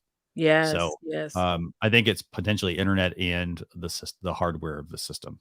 Ah. Okay. So let me get back to some of these questions. Lots of questions here, by the way. You see digits questions? He put a digit mart. Haven't gotten there yet. Let me get through a couple of these real quick. Awesome. So Jasmine has a question. Is there a way to show round the corners of the cutouts? So the answer to that would be to create an overlay and bring that into your broadcast. So for example, like right now they're square, and that's because that's by design of the style that we have. So if you want to actually round that, what I would do is I would figure out what view you want and then create an overlay that's going to go over top of the square edges. Well, that's a good idea. And you can use Canva for that. You can use Easel. You can use what else? Apple Keynote, and the tip there that I would have for you is this. Let's say I want to do say I want to create an overlay for this exact screen that I have right now. What I would do is very simple. I would take a screenshot of the screen with Leticia and I both up. And so I have the 2-person thing. And I'm glad to see you taking notes there. This is good, by the way. So, so what I would do is I would take a screenshot, save that to my computer, and then go into my design program. Like I said, Easel, Canva, Adobe Photoshop, Pixlr, any of those tools. And then what I would do is bring my screenshot in and then build on top of it. Because for example, if you try to use Canva, they don't have the ability to do cutouts. So you could create a background, but if you want the cutouts, you're going to have to use like another tool for that. Yes. And test it before you actually do the live. Make sure it's, even if you have a guest, maybe test with them and see how they're looking on the screen. Yep. And you can test, by the way, anytime. All you have to do is create your live stream. So you create your broadcast, but don't go live. So go into your StreamYard dashboard, and then you will have the ability to bring in yourself and your guest, or just bring in your overlay and see how it looks. And another little trick, let's say it's 2 people and you can only get 1 person on, send yourself a personal invite to your smartphone, open your StreamYard dashboard on your smartphone, and it will come into your main StreamYard dashboard as a camera to bring in. So now you can have 2 people, even though there's only 1 of you, and you can just 2, 3, 4, however many times you need. I did that before. Good. Okay, let's see. So, question for Sons. So, Sons, I think we answered your question, hence why you actually dropped out there. Is there a way to insert sound drops or sound effects outside of creating video overlays? Yeah, absolutely. As I mentioned, I'm using the Rodecaster Pro. I have an app called Backpack Studio on my smartphone. So for example, that's another big benefit to the Rodecaster Pro, by the way. You can plug your smartphone in and pull in sounds from that into my mixer, for example, and bring it in. So that's another option. So those are quite a few ways to be able to bring some sound effects in. And then there's also the software side. Okay, so Jewel is also asking, apparently we need a moderator. Why not acquire a moderator for the show as the audience is building comments? We're working on getting there. We're working on one of the shows they had a moderator, worked out pretty well. We're working on it. So I see a good question from USA Livestream. You're asking, can I show you how to do it? Tell me what you mean by can I show you how to do it? Are you asking, can I show you how to? You tell me. What do you want me to show you? And I'll be happy to try and show you whatever that is. I just need to figure out what you're asking. Yes. What is it you want to show us? Okay, let's see. So let's see. So let me keep going. I'm probably behind here, so let me just catch up. Let's see. So Barbara mentioned, by the way, back to DJ Sparky earlier, it sounds like something's clashing with StreamYard. Yeah, I mean, it could. There's all sorts of things. I mean, I'm doing nothing special on mine, and my stream is just fine. I don't have anything. I have nothing extra that that other people I don't think might have. I think it comes down to internet. Actually, I actually think it's probably the time of day. Yeah, because there's going to be certain times, and like if everybody's trying to stream at the same time on your own home system, it's possible that your main internet service is throttling that. Or doing something, even though they might say they're not. So I would say, and when you're on the Yeah, and when you're on the Wi-Fi in your home, and I'm pretty sure everyone on here has a smart TV, so you're streaming Netflix on smart TV. Your kids are watching videos and playing games on their iPads, and then you're using Wi-Fi on your computer. Your Wi-Fi is like literally on overload. So you may have to, like, I've gotten two things. I've gotten an extender. So I have my main router here and I have my extender in the living room. And then I have my Ethernet plugged into my laptop. So I try to get a little bit extra just so if I'm on a live when it's 6 people and I'm hosting, it won't affect my stream. So Definitely. Andrew, I'm going to bring you in here in a second. Let me just go through real quick, just a couple more comments. I'm slowly getting towards the bottom. I'm like way at the top, by the way. How does someone randomly get onto your stream? I have to let everyone in manually. So how does someone randomly get onto your stream? I mean, in my case, I send the invite code out, and then when they join, I have it set to where they're not automatically brought into the broadcast. Yeah. And that's actually a setting. So if you go under How do you set that up? Oh yeah, go ahead. Because I need to set that up. So let me actually find that real quick. Okay. So I'm going to go and share my screen. Let's see. Yeah, let me just do this. I'll share my screen. We'll share my entire screen. So you're going to see a lot of stuff here. Okay. So what you're going to see now. So what I'm going to do here is I'm going to go to the cam mic settings. Hey guys. I'm going to go to general, and then there's this option automatically add shared screen. We don't see it. Oh, yeah. Sorry. Always forget that step. Okay. So what we're going to do here is I'm going to go to the cam mic setting, and then I'm going to go to general, and it's going to have an option that says automatically add shared video, shared screen / video to stream. So this way it's going to stop people as well. And then you can go in, obviously, you can also set some things up like guests can see viewer comments, guests must authenticate. You can put in banned users and things like that as well. If you have people that are, so that's another thing. If you have people that are constantly joining you, for example, you can just put their name in here and ban them, for example, if you need to. And that's as simple as, and I'm not going to do this to USA Livestream or LTMW, but while I'm here, if you did want to like put somebody quickly into that list, just click the 3 dots. And then there's the block user option, or you can put them in timeout as well. Cool. Good. Good. I didn't know that. I wrote that down. Yes. So let's see. Hey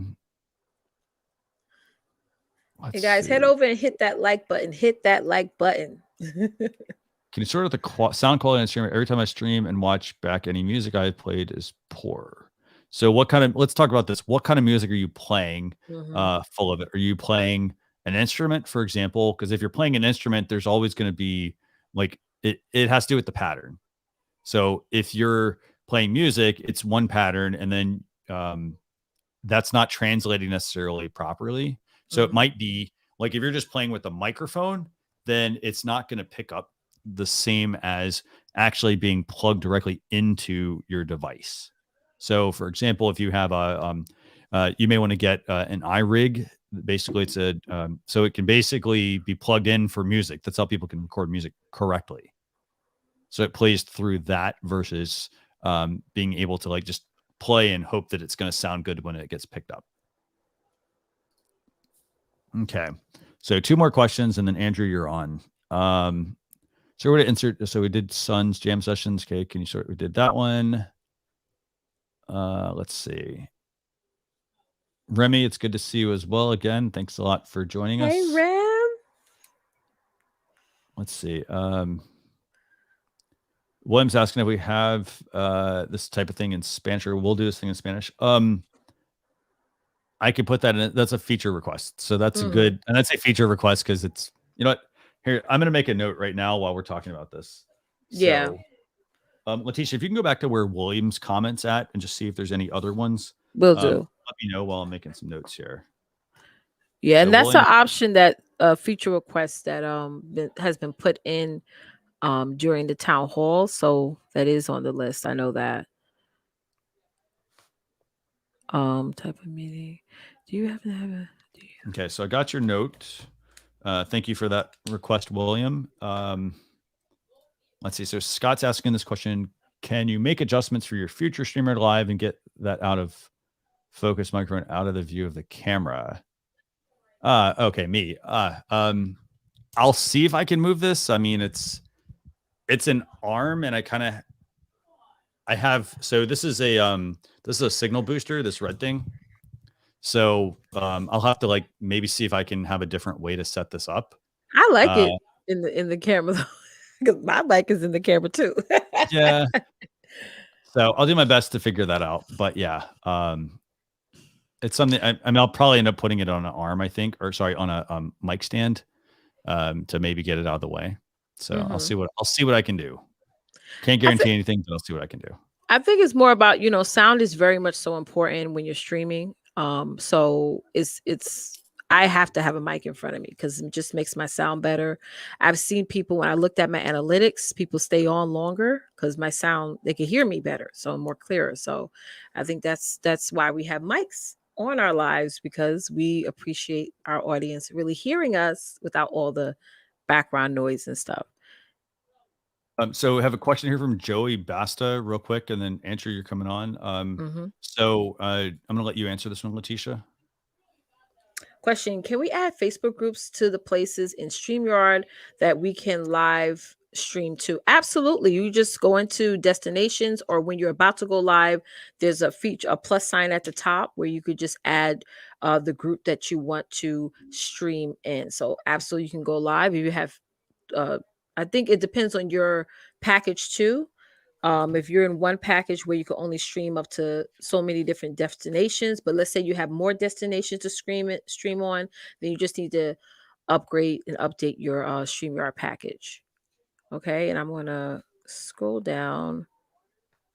And I also got another request. So we got let's see, who is this? So we had Charlene was asking if we can. I assume you mean, can we do live stream reviews in Chinese? I think. So I made a note. I don't know. But yeah, so I made a note, and if you can just clarify if that's what you're asking for, live stream reviews in Chinese, let me know. Or what? You could do live stream reviews in Chinese. Okay, explain. No, the person who's asking. Yeah. You could create your show and reach out to your audience of I was just thinking, that's normally when I see that somebody don't have something, I'm like, hey, maybe I'll be the first to have that option. Yeah, no, definitely. So good question. Okay, so let's bring on Andrew. Andrew, I think we've had you on before, actually. So it's good to see you. Yeah, that name sounds familiar. So Andrew, thanks a lot for being patient and for joining us. Oh, from Jamaica. Absolutely. Absolutely, yeah. So tell viewers, who are you? Tell off. viewers who you are, and then tell them a little bit about yourself and what your show is about, and then what your question is. Okay, awesome. So I'm Andrew Fairman. I operate Talent Box Jamaica, which is actually an executive search and placement firm, basically in HR. And for the past couple of months, we've been very much interested in starting our own live show, live stream, to kind of engage our audience, and actually to be the voice of everything as it relates to HR, recruitment, as well as to offer job seeker advice, for locals here in Jamaica and in the Caribbean as well. And I think we're on our 5th episode, if I'm not mistaken. It's been going quite well. But I have a few questions. First one is the question of background lighting. I've been trying to, in fact, I've been on various live stream, and I've seen where the host or the producer, they have really, really great background lighting. It looks absolutely amazing. And so I've been wondering, how can I do that? And I bought, I think, 2 or 3 bulbs. I bought the Wi-Fi bulb, and I didn't get it right. In fact, I bought something before that and it didn't work. And then I bought the Wi-Fi bulb and it didn't work. And I'm like, and I've been just watching YouTube videos, but seems like I'm just missing something. I don't know if it's too simple or if it's too complicated, but I've just been missing something.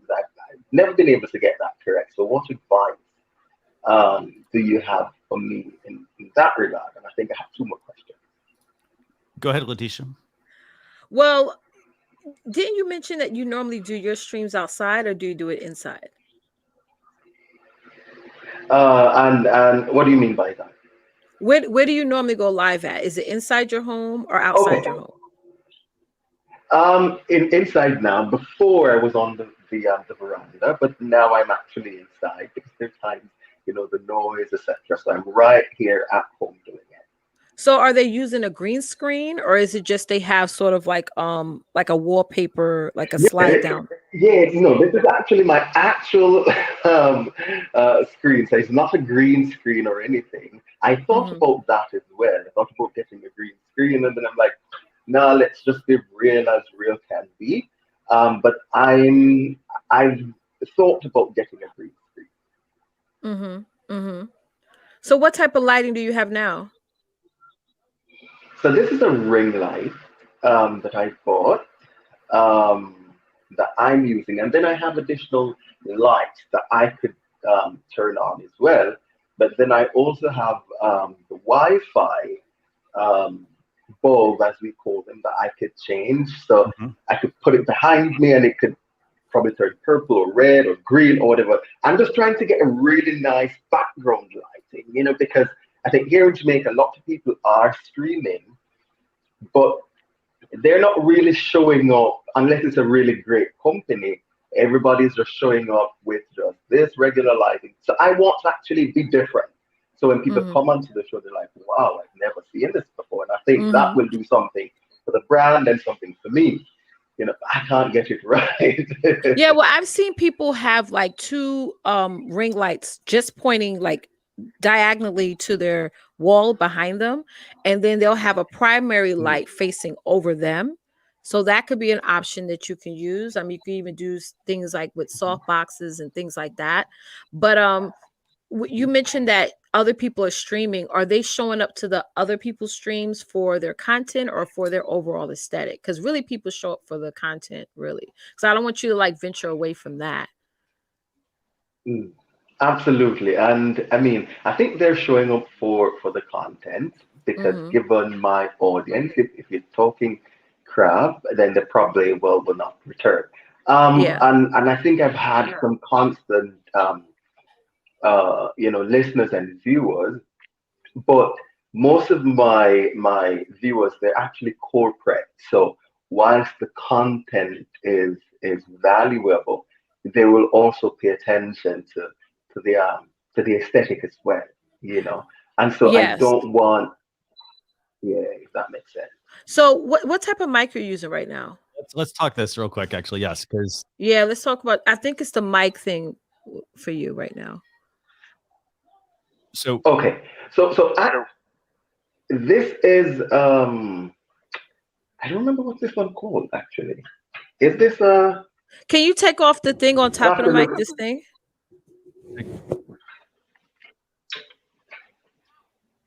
Yeah. So I don't remember. I didn't know. I think you're speaking into the wrong. Yeah, I think he's speaking to the wrong. I think you're speaking into the wrong side of the mic. Exactly. So I'm gonna just quickly yes, I might be using actually this. Yes. So I got a couple of things for you. So for starters, I wouldn't use AirPods at all for a live stream. No. Because it's going to necessarily, so you're going to get the headphones, but it may, depending on the way you're connecting, it may be trying to pick up the mic that's in there. I would always try to just plug in a pair of in-ear monitors or headphones, typically without a mic, for example, on it. So that's the first thing. Second thing though is, and we've got quite a few comments actually as you've been chatting. So like Michael Daniels says, like, it sounds like you're speaking into your webcam mic. So that's one thing you're going to want to check in your StreamYard dashboard. Go into StreamYard, click on cam mic and click on audio and check what mic you have set. That's the next thing. And then Tommy makes a fantastic recommendation. And this recommendation, by the way, is, sorry, I got that unchecked. It's a great suggestion. So you're talking to us about lighting and background. And I heard this when you came on also. I would recommend also to what Tommy's saying here to get sound panels Yeah. and put that up, because it sounds like you're in a room that's either a really big room or you don't have carpets and things like that on the floors and walls. And so as you're speaking, it's Yeah. definitely going all over the place. And that's actually making it hard for people to follow. Yeah. Yeah. So I would Oh, actually okay. improve that instead of trying to improve the background first. Yeah. Yeah. That's why I asked like what type of mic you're using, Okay. because and then I asked about what is the differentiation between you and everyone else who's streaming now in Jamaica, but it's just sound. So like when I first purchased this mic, I was using it wrong. I was using it like this, like I was talking into it, but my mic is pointy. So I speak into my mic on the side where I have. Yeah, do me a favor. Yeah, do this. Like, Leticia, talk into your mic from different angles, for example. Mm. I can't hear you at all. I don't know. Oh, can you hear me now? Yes. Yeah. So I'm actually turned my mic around. Okay. So does it sound different? It does. Now, when I turn it this way, it changes the sound completely. So I was using it all wrong. So I improved just that little, and then I had to get a brand new USB cord because it wasn't matching. Ooh, it plugged out. Yeah. It plugged You out. said something about sound. Did you say sound panels or something? So the room is big. So how could I improve the Acoustics. sound? Is there a software that I need to get? By the way, Leticia, I think your mic unplugged, so you may want to either maybe refresh or just check your settings. But Andrew, you still there? Yes, I am. Okay. So for starters, some different ways you could do that. So for starters, putting carpet down on the ground. That's one way. So like for example, if you're in a tiled room, carpet's going to deaden some of that sound. I would say I have a good sort of funny comment from NLTMW. He says, "Hey, just put laundry on the floor. No one can see it anyway." But putting something like that on the floor, putting something like that should help. I think the other thing also is depending on the ceiling. So like if you're in a place that's got really high ceilings, the sound, for example, is traveling up and out, for example, versus being in a contained area. That's something you need to definitely pay attention to. Again, to Michael's point as well, also make sure you're using the right mic. Yes. So I don't know if you want to take like while we're talking with you, why don't you do this? Because we can hear what your mic sounds like right now. Go into your cam mic settings and go to audio and see what mic and what speakers you're using there. Yeah, let's do that. How do I sound, no Christian? That sound better? Leticia sounds good, yes. Awesome. Okay. So reason why I'm using this one, Christian, is Can't hear. My cell phone. Okay, so you're using your cell phone. Yes. Okay. So here's the thing though. Okay, so if those are Apple AirPods and you're using it with an iPhone, it should still maintain that connection, but it definitely did change. So I think part of it is you're using your cell phone. That's part of the thing. Yes. Yeah. So let's see what he can adjust here. Do what? I think I probably lost connection. Are you hearing me, by the way? You sound better. Yes. What do you do? I think you disconnected the headphones is what you did. Oh, okay. The other thing also though, so I'm just going to throw this out there. So you have an external mic that will not work with your phone. So to Tommy's point as well, is it just a prop or what? Because so like you can't use, like, for example, this microphone I'm using now doesn't work with a smartphone. Your smartphone will always default to the internal mic because of how you have to build the software. Yeah. So it's gonna default to the internal mic. So if you plug that microphone into so if he plugs that microphone into his phone or tries to, it's not going to work. There's no sound going to go through it. So that's one thing to also keep in mind. I mean, primarily, so you should be using a desktop or a laptop for streaming. Yeah. The phone, like if you need to join from a phone, okay, yeah, you can join from the phone, but remember you're going to have limited equipment at that point. That's right. Very true. Here's a question, by the way. Do you need a speaker with the microphone? Leticia, do you want to take that? Speaker with the microphone. I don't like to hear from the speaker. I like to have at least headphones, because what I've noticed whenever I would have, like if I didn't have these headphones and we were just talking from my computer speaker, my mic will pick up and it will feel like a little bit of an echoing noise. So I just like to plug in headphones in my ear and just have it set up that way. Does that answer your question, USA live stream? So I would rather have a headphones. I would rather have headphones on and speaking to my mic that way. Yeah. And you have to look at the way it's set up as well. So for example, I'm using the Rodecaster Pro and I have I have more than 2 headphones, but there's 4 inputs for headphones for listening to the channel, but then there's a main headphone connection as well. And so I'm plugged into the main one. So I'm hearing myself talk and I'm hearing Leticia. However, if I only plugged into like the one channel, I would be able to hear Leticia, but I wouldn't be able to hear myself. So I kind of have to trust that it's actually working. Yeah. So, but yeah, and by the way, I'm trying to see if Tommy, who has been offering some great acoustic recommendations. I'm trying to see if Tommy would actually take a couple of minutes and join us. Yes, join us. See if he could actually join. That would actually be really awesome. And it's a good thing that you guys actually go into like a place that sells like a guitar store, a place like that, because I know for us, we run to Amazon and sometimes you may get the incorrect equipment. It's good to talk to somebody about it. Yeah. And, and Adam makes also makes a point about like plugging in a microphone made for smartphone. Yeah, that's something to keep in mind. If you are going to try, again, I mean, if you're using it outside of StreamYard, yes, you can plug in a microphone made for a smartphone, and you'll want to do that to make sure that you're plugging the right kind of mic. Just because it's a mic doesn't mean that it's going to necessarily work. That's right. Very true.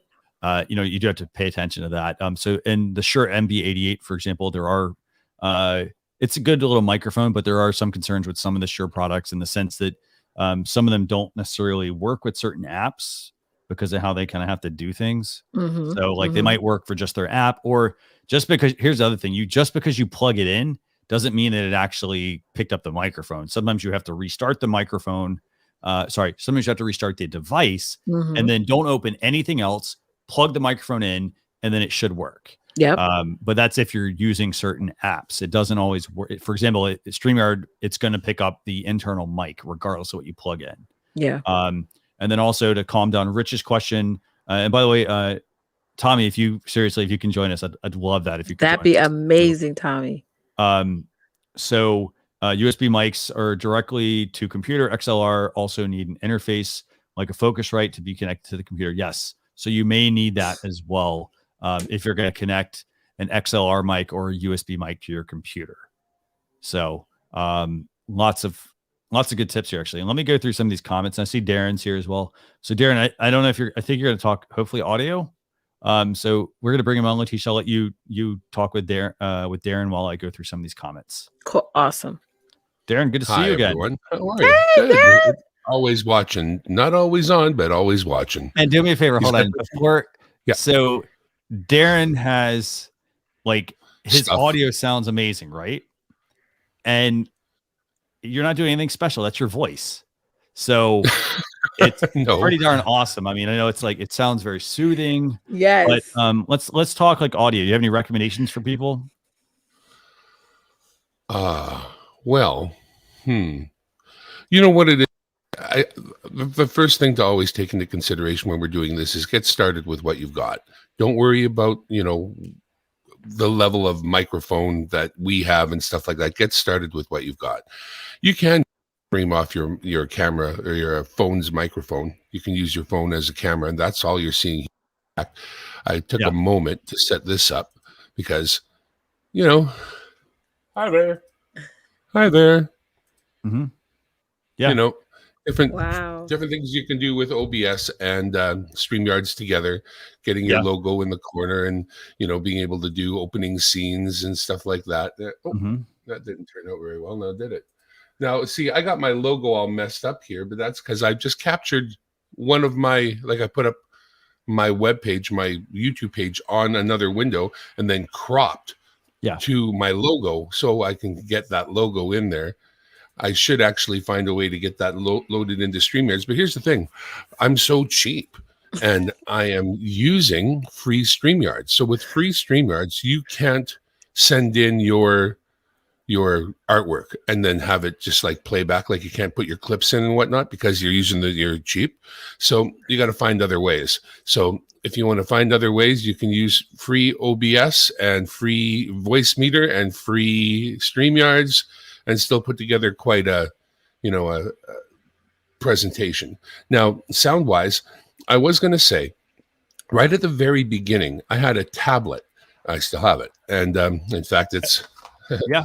I talk about not working well. This is a tablet and it's got tape on it because its screen is broken and all that. But in the plug, as Christian was saying, the plug has both a microphone and the headphones in it. And that's what makes it a little different. And like a cell phone plug, you can get an adapter from Headset Buddy. And when you plug it in, it separates the headphones from the microphone. So you can actually plug in your headphones, and then there's another plug where you can choose to plug in another microphone. And on my channel, I have a very old video where I took a microphone that I bought at the thrift store that was $4.99 and plugged it into this feed from this cable from Headset Buddy, and it actually sounded all right. And it let me hold the microphone. It was a Sony plastic microphone, but it had the same shape as an expensive microphone, so it looked good. And that would allow you to actually just get sound into a tablet or phone with a very inexpensive, simple microphone, giving you a headset to use as well. But you do need to be able to separate the elements that are in that plug because headphones and microphone are in there. And if you look at the plug that goes in there, it's got an extra stripe on it. It's got an extra conductor in it for the microphone. Yeah. So it's got like 4 as opposed to 3, because normally it's a ground and left and right. That's headphones, but you've got a ground, left and right, and another.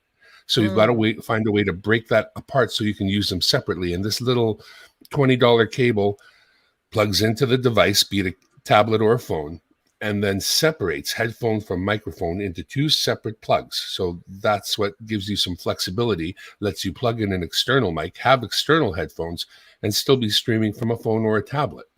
Yeah. So otherwise, that's a good place to start. It's inexpensive. We've all got phones. And like I always say, get started with what you've got. That's right. There's no reason to wait.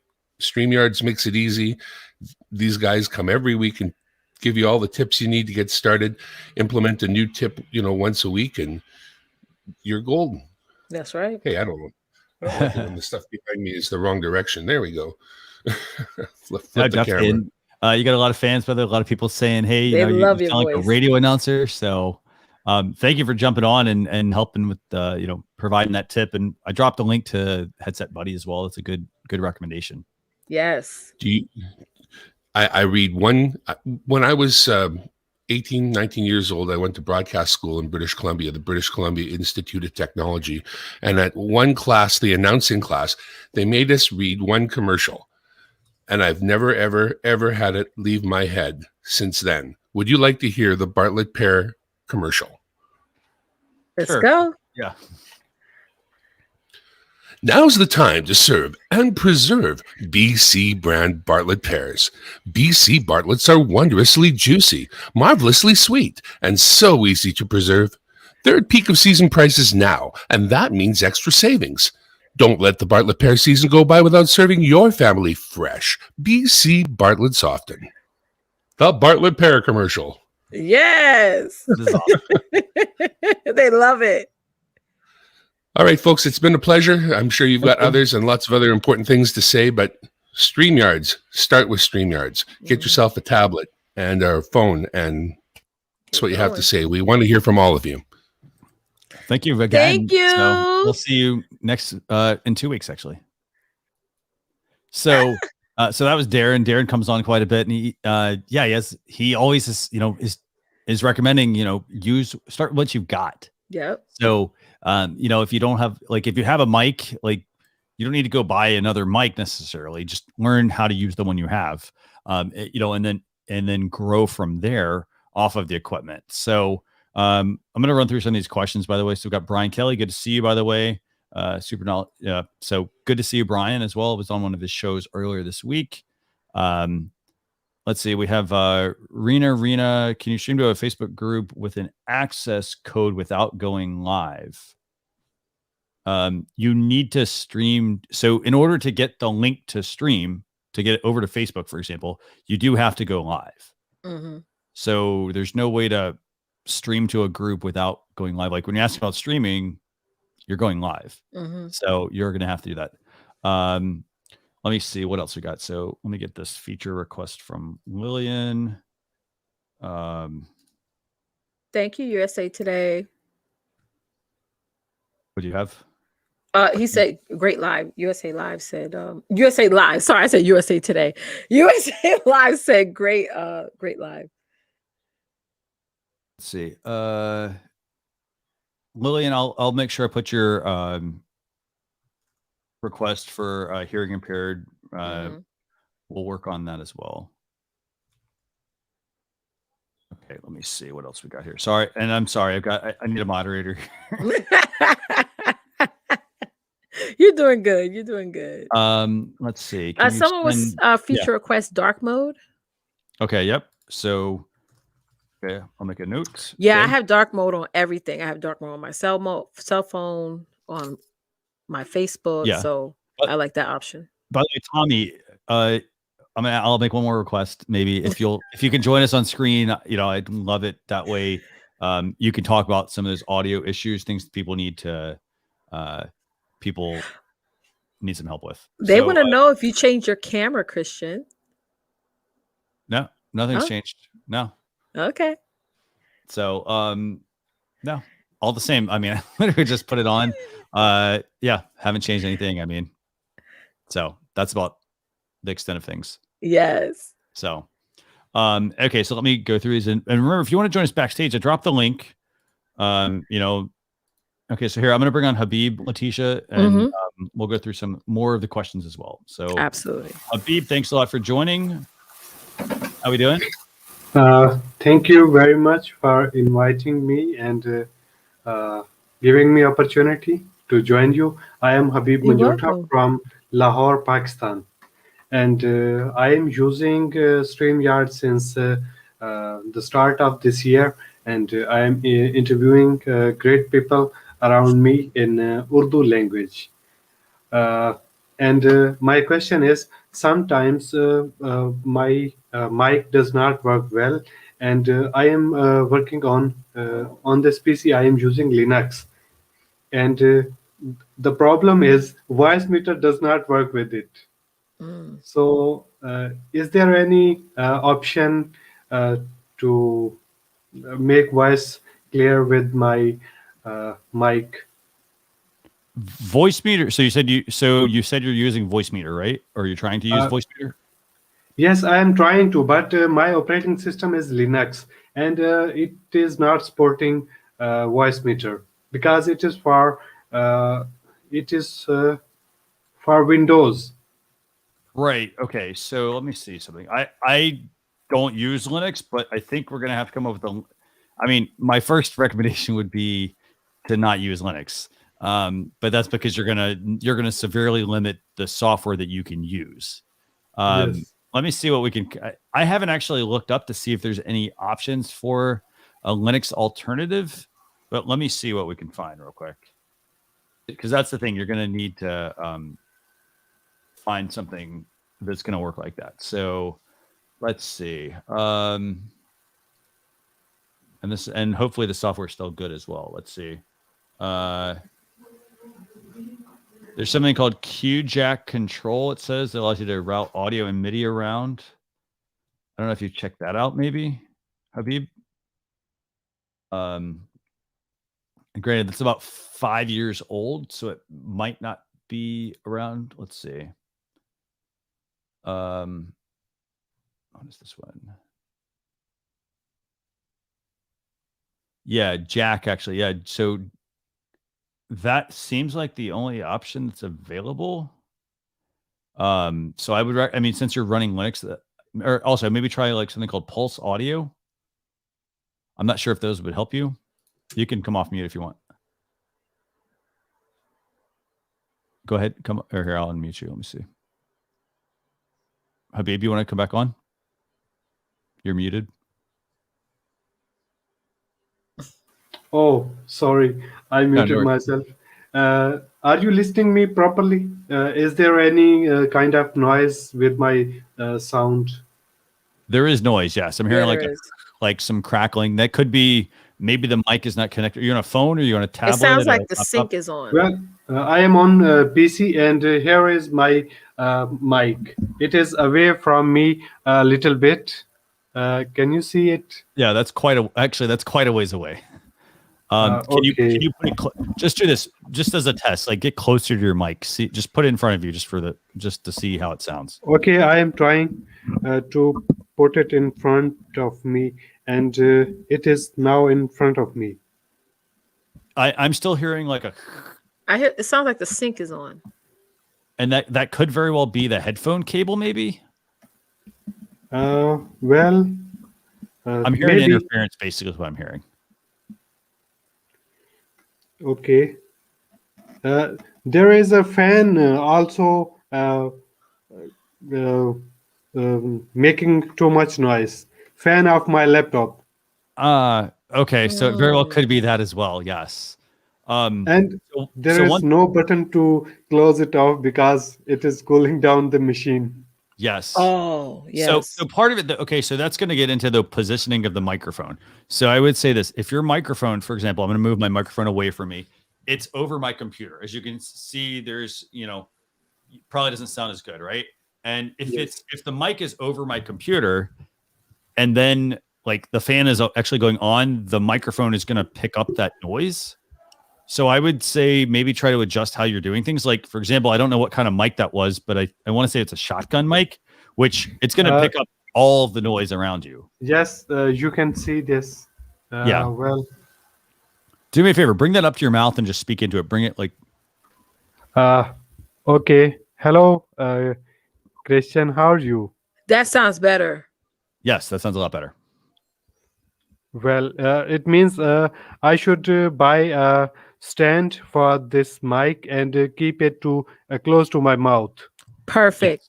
Because I think that's a positioning thing. I think the issue is the mic is positioned. Because if you move it back to where it was at, I bet the audio noise is going to come out. It was. Yep. Now there you go. it is here. Yes. So that's one thing you are going to want to consider. Like if you happen to have, and that's where there's different types of mics. So making sure like that mic sounds great when you move it away from the fan. But the good thing is now there's a fan noise that's being picked up by the mic. Mm-hmm. So we just need to move the mic closer to us. And then that way it's going to not be right there on top of the computer audio. Right. Okay. I am thankful to you, all of you. You are doing well and guiding me along the way in this journey. I am. Thank you very much. Awesome.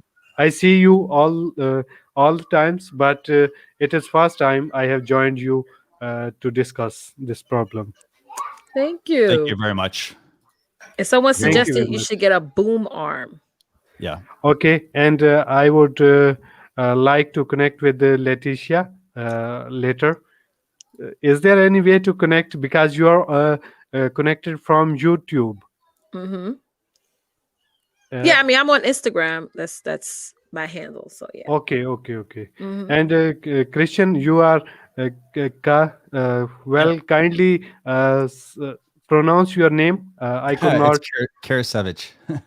Karasevich. Karasevich. Yes. Well, thank you very much. Thank you very much. Thank you for joining us. Thank you. Okay, so let's Awesome. got lots of good questions here, by the way. I'm still going through a lot of stuff. So Eid Foundation, thanks a lot for the suggestion about stock audio. Now, if you want to go back to, if you can find that comment, Leticia, just what was the name again? It's EADE Foundation. If you can go back there, let me know, and I can. That way, we can kind of be in sync on which comments we're working on. Got it. Okay, so background stock audio. Okay, got that. Okay. Let me see what else we got here. So we got that. Let's see. So Dark mode. Tommy, I put in a request for dark mode. I mean, I don't know. I personally, I mean, dark mode. I'm not a dark mode person, but I get the request. So we'll make a note of that. Let's see.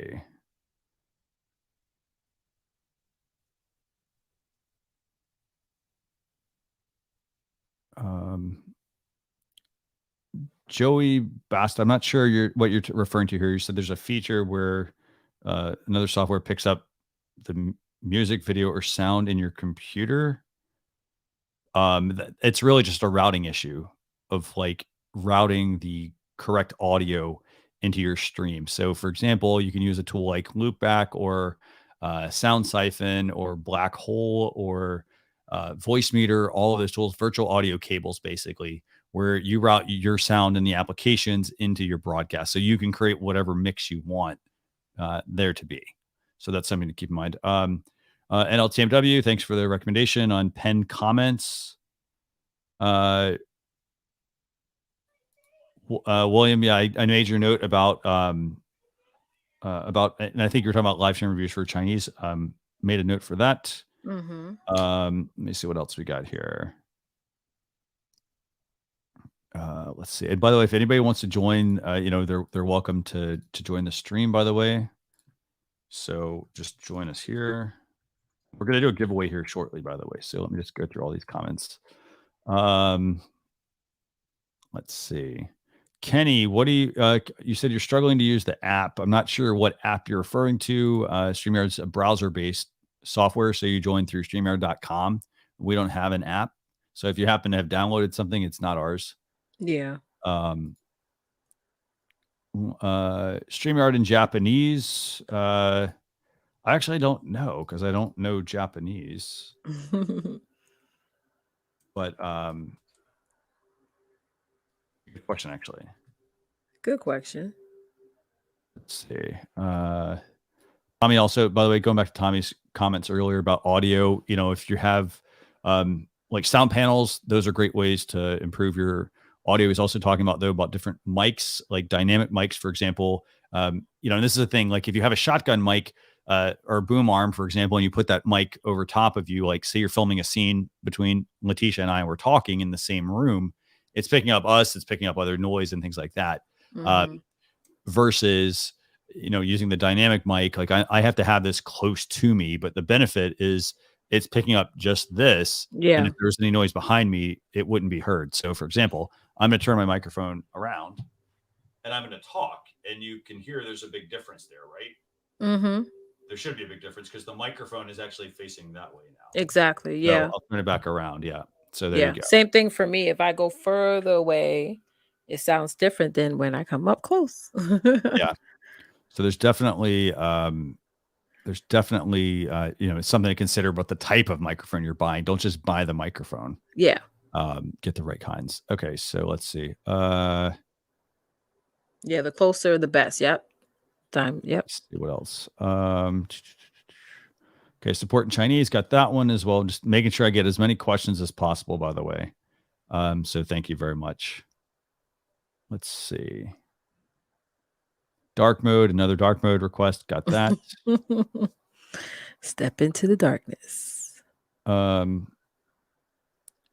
Juliet. So, if you want to come on, that would be great, actually, because I'd like to understand your use case. Yes. So you're asking, like, can we use Zoom with StreamYard? Because I've worked with people where they were asking about using Zoom with StreamYard, and it came down to the people they were working with didn't understand that they didn't need to use Zoom. They were really pushing it because it was like they were even tech people. They were pushing, oh, well, you should use Zoom with StreamYard. And for their application, when I talked to them, we walked through like different camera settings and things like that. And they realized they didn't need the product. Mm-hmm. So if you want to join us, that would actually be great. Yeah. So this way, I want to understand your use case. Oh, someone said, can you explain about white or dark mode? USA Live asked that. Okay. Yeah, sure. Let me get to that one real quick. Yeah. I mean, I could put my I'm always in front of the computer all the time. So as you guys can see, I wear glasses. So white mode for me is just irritates my eyes. So that's why on my cell phone is all dark mode. On my computer is all dark mode, because for me, my eyes just it's not, my eyes are not doing overwork. So it just depends on your personal preference. Some people, like Christian said, Christian, you don't use dark mode. It just depends on your preference, really. I think that's a good example. I mean, and I mean, again, like, yeah, you get a lot of people that they want it, and I mean, it doesn't bother me as much, but to Leticia's point, everyone's a little different. So I can make a note. That's basically the extent of what I can do there. Yeah, and there's I'm not also the developer, so yeah, when I worked in, when I had a job, I just got a screen. You can get a screen. It's not a screen protector. It's like a thing that goes over your computer, and it just dims down the computer more. So that's something that you can buy just in case you're using like StreamYard, which does not have the dark mode feature. You can just purchase something. I think I got it for like $25, and you just got to make sure the measurements are correct, and that can also help as well. Definitely. Yeah. Okay, so I got a couple. I'm getting near the bottom of the comments. You're almost there. So let's see. So Flash in your pan got your comment about being able to integrate StreamYard with OBS. Definitely, I'll put that in there as a feature request. Let me see what else we have here. Armando is asking, with a specific iPhone 11 mic from Sweetwater, no adapter, StreamYard. Yes, it will still use the internal mic. And that's because of the fact that it's going through the browser, and the browser doesn't give you access to the additional mic. Like, that's the iPhone, at least. Yeah. So, and so like you do have to just keep in mind. One thing I do, by the way, I usually use a program called like Filmic Pro for any sort of video recording. And so I can open that. See, Leticia takes some notes as well. So I use that. And what I do is if I ever plug in a mic and I'm like, oh, I want to see what mic is actually being used. It's a fantastic application for recording videos. People actually shoot full length movies on it. Yeah. And it actually will then let me go in and toggle my video and my audio. It also has the ability to do clean HDMI, so you can use it as a webcam as well if you want to use that as well. But that's a way I use to check what audio source is there, and then I flip over to something else, and I can see it basically disappear. Yeah. And you can absolutely change your Dimebag said you can change your mic source in StreamYard. That's very true. Yeah. Let's see. Can studio participants talk to themselves backstage? So they can use the private chat feature to be able to talk with one another. I would prefer that they just use the chat than talk, because if they're talking and it's in my ear and I'm trying to host, y'all could talk in the chat. It's distracting. Let's see. And if other people already jumped in, sorry, if I'm repeating some of the questions people are asking. Yeah. Okay, let's see. Adam's exploits. I have to put my mouth about 2 inches from my mouth because I stream from a dining room and I don't want to use a boom arm. Yep. Yeah. Again, I mean, there's different ways to do it. I mean, like you can get, people using lavalier. So if you're going to use a lavalier, make sure you have the right amount of power for that and then position it correctly. Again, dynamic mic, condenser mics, it also depends on your setup. So like if you're in a room that is a very noisy room, like you're going to want a dynamic mic, because then it's going to pick up this primarily versus everything else that's going on around you. Yeah, you may not hear it, but the people watching will hear. Like when I first came on, Christian was hearing the noise out in the street, but I couldn't hear it because you know what I mean? Yeah. So keep that in mind. Yeah. And let me see. So yes, you're right, Dimebag. You don't want people to have debates off camera. Yeah. Yeah. Let's see. Okay, let me see. So I see Alexis. I'm not sure did we have Alexis on earlier, Leticia? I think we did. It was the first one. First person. Okay. Yeah. I'll bring you back on, Alexis. I'm not sure what your question is, but happy to answer it. So bring you on. Just ask your question, and then if it's not something I know or can understand, maybe run it through Google Translate if possible. Yes. That would be helpful, and I'll be happy to answer it. Okay, Alexis, good to see you. you have a question? I don't think he has a. It's Okay. Well, yeah. Ask it in the chat, Alexis. Ask it in the chat. Okay. Let me see what else we have here. Lots of questions here, by the way. Can you put in a request to make round corner video? Already did that, Joey. Got it. Noted. It's in there. So, in the meantime, I would say that's probably a theme, a theme recommendation. And so, what I did was I put that in there. I'd say in the meantime, what I would do is I would use, as I mentioned, Easel, Canva, PicMonkey. What else? Photoshop, Pixlr. Am I forgetting any of the ones? But basically, I would create an overlay with just the two, and you can add the corners to your overlay if you want to, even if it's just to add corners. And that way it can give it a bit of a rounded effect. Like put it in there so that the video feed comes in and the cutouts are actually there. Let me see what else. I like Claim's comment. He said mini boom mic stand. I didn't think of that. Yeah. Mini boom mic stand. Yeah. No, I have a mic stand that I use as well. What I actually was doing, this was before I got my actual arm for my camera. I had my camera connected to my mic, put on my mic stand. So then that way it gave me more height so I could get the camera right in front of me. But wasn't you further away from the mic then? Oh no, the mic was for the camera. It was just for the camera. I left the mic like it was, but I didn't have a way to position the camera high enough. It was either really far away, and I wanted closer. Before my arm came in. I was putting it on a mic stand. Yes. But yeah, so they can perform like multiple like things. The thing is, you need adapters for the most part for the top of them. That stuff. David Kennedy, you said something about will StreamYard be compatible? Not sure what compatible with. Not really sure, but let us know. Oh, okay. So you're talking about the MV. Here we go. It was before that. An MV88 for live streaming on Facebook. Yeah. Some of the Shure microphones just don't work with Facebook. So it comes down to Shure, for example, I think has to release a driver that'll make it work. So for the most part, it should work. But again, it depends on what you're trying to use it with. So I try to stick to, I would say in the meantime, like you may need a different mic. Yeah. If you're like really set on like wanting to use that, and it's not obviously, I mean, you're going to have to wait until they release something to update it. Yeah, very true. Yeah. USA live stream said, how far are you host in your desktop? What does that mean? Let me find that one. How far are you hosting your desktop? I'm not really sure actually. So USA live stream, can you clarify that? I'm not really sure what that question is. I'm not sure if that's asking how far ahead can you host your live stream on your desktop, or if it's a totally different question. Distance. So you're asking from a mic standpoint or what? Let's talk about that. Yeah.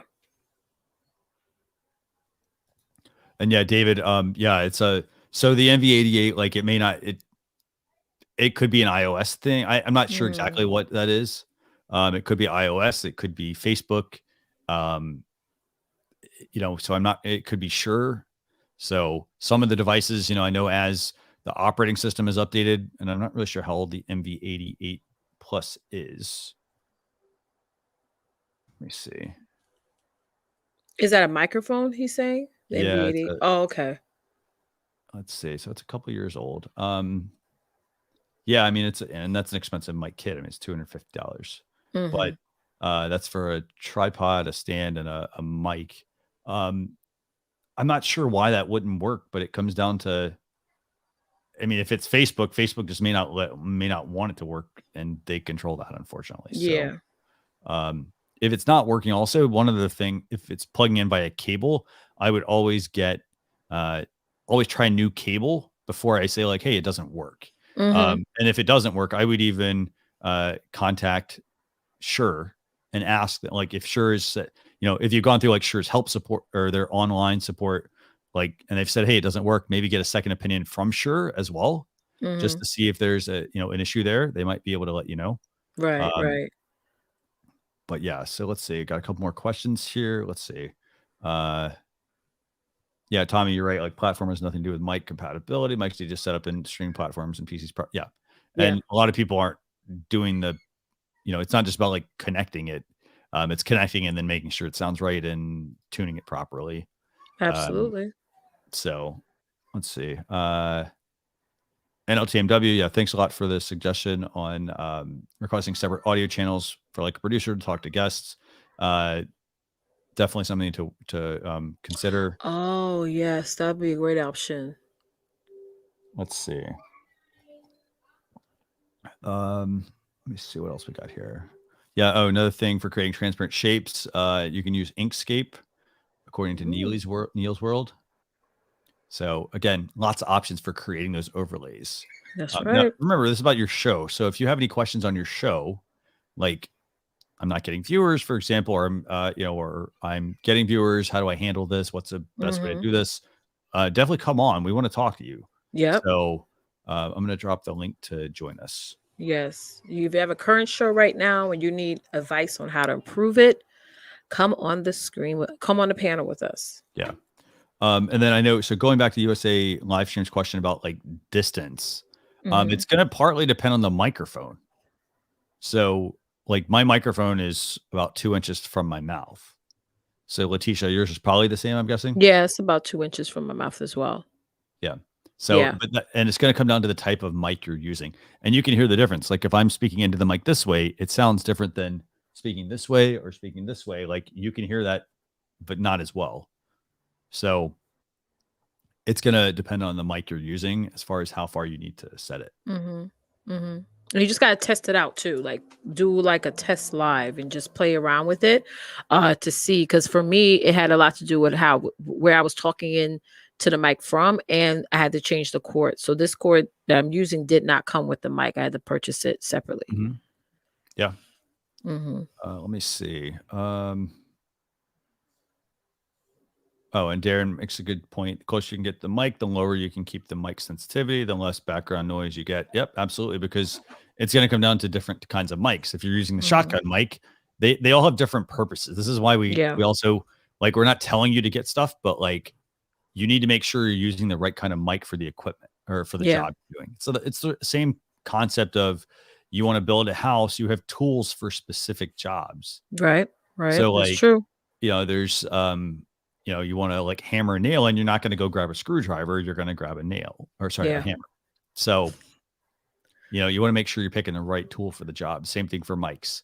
And there are places that rent equipment. I've also given the recommendation to go to like a Guitar Hero. Guitar Hero. Sorry. A Guitar Center. Sorry, man. Yeah, I sound like that, dude. By the way, Neil's World. Yeah, if you want to join us here, apparently you're in India. I think that's cool. Awesome. So just join us here. Yep. Use the right tool to get the right job done. That's right. Yeah, you're right. USA live stream said it seems like almost everyone's concern is audio. Yeah, good audio does improve your show. Since we're talking about live stream reviews, that's one good way to improve your show and get more people listening longer is correcting your audio. Because I'll be honest, when I'm listening to a live stream, I'm doing other things. I'm washing dishes. I'm, writing stuff down. So my phone is necessarily like face up. I'm not really always looking at the actual stream. So we also got to be, and some people are driving while they're listening to you as well. So yeah, audio is something that you want to make sure that you perfect more than the overlays and all that other stuff. Yeah. Yeah, J-Vlog, yeah, good points. Omnidirectional, unidirectional, yep. If you want to talk, come on. Come on. If you want to come on, like, we can keep this going. We can, I'd actually love it if people came on and just talk for, 30 seconds and we could kind of critique your mic setup. Because it does sound like, as Leticia mentioned, a lot of people seem to have audio issues or audio questions. Yep. So I'd love to have like everyone, if you want to join us, click this link to join us. And then we can, critique your audio. And here's the thing. It's not to critique it because like, oh, hey, we want to like no one's going to make fun of you or any of that stuff. Nope. We want to, like, the goal is to help you. So if you're live stream, for example, and you come on, like we had Andrew come on earlier, and what did we realize? We weren't really sure, but it sounded like, hey, he had a prop mic maybe. Mm-hmm.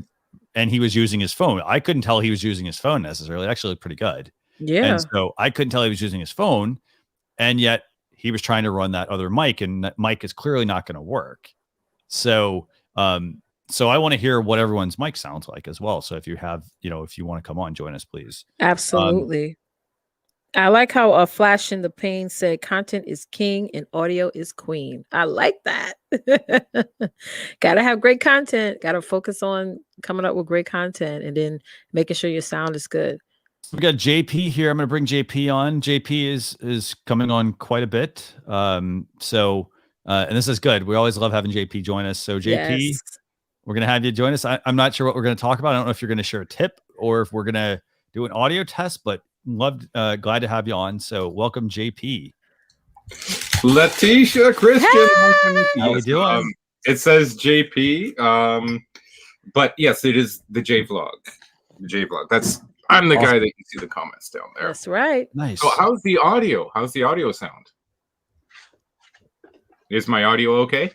No, it's actually it's not matching with out your of lips. sync actually. I'm out of sync. Okay, so let's do this. Camera mic. Let's do audio. And explain what you're doing, by the way, so in case other people have the same issue. Okay, so I'm in the cog wheel and I'm selecting the microphone. Okay, Mm-hmm. so you're in the cog wheel, meaning you're in StreamYard, right? Yep, I'm in the StreamYard, selecting the microphone. I'm changing the microphone. Am I in sync now? How's it going? 3, 2, 1. Does it look okay? Perfect. Yeah. Yep. So much better. That is going to be an issue with you guys who are using a pass-through system, whereas the software has to encode it as opposed to just sending the signal directly. You got to think about that, because there's a funny little thing called bit rate, and if you don't have that bit rate right, you are going to get some lag. Oh. Not going to be pleasant, as you have just seen.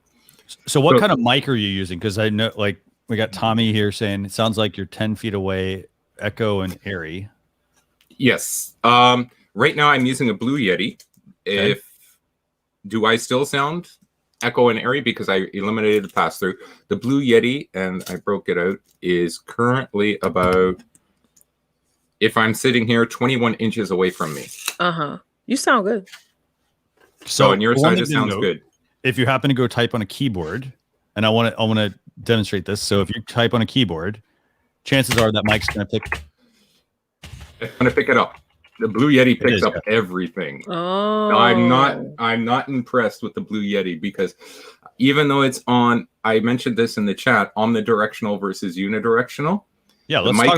What is omnidirectional and unidirectional? Yeah.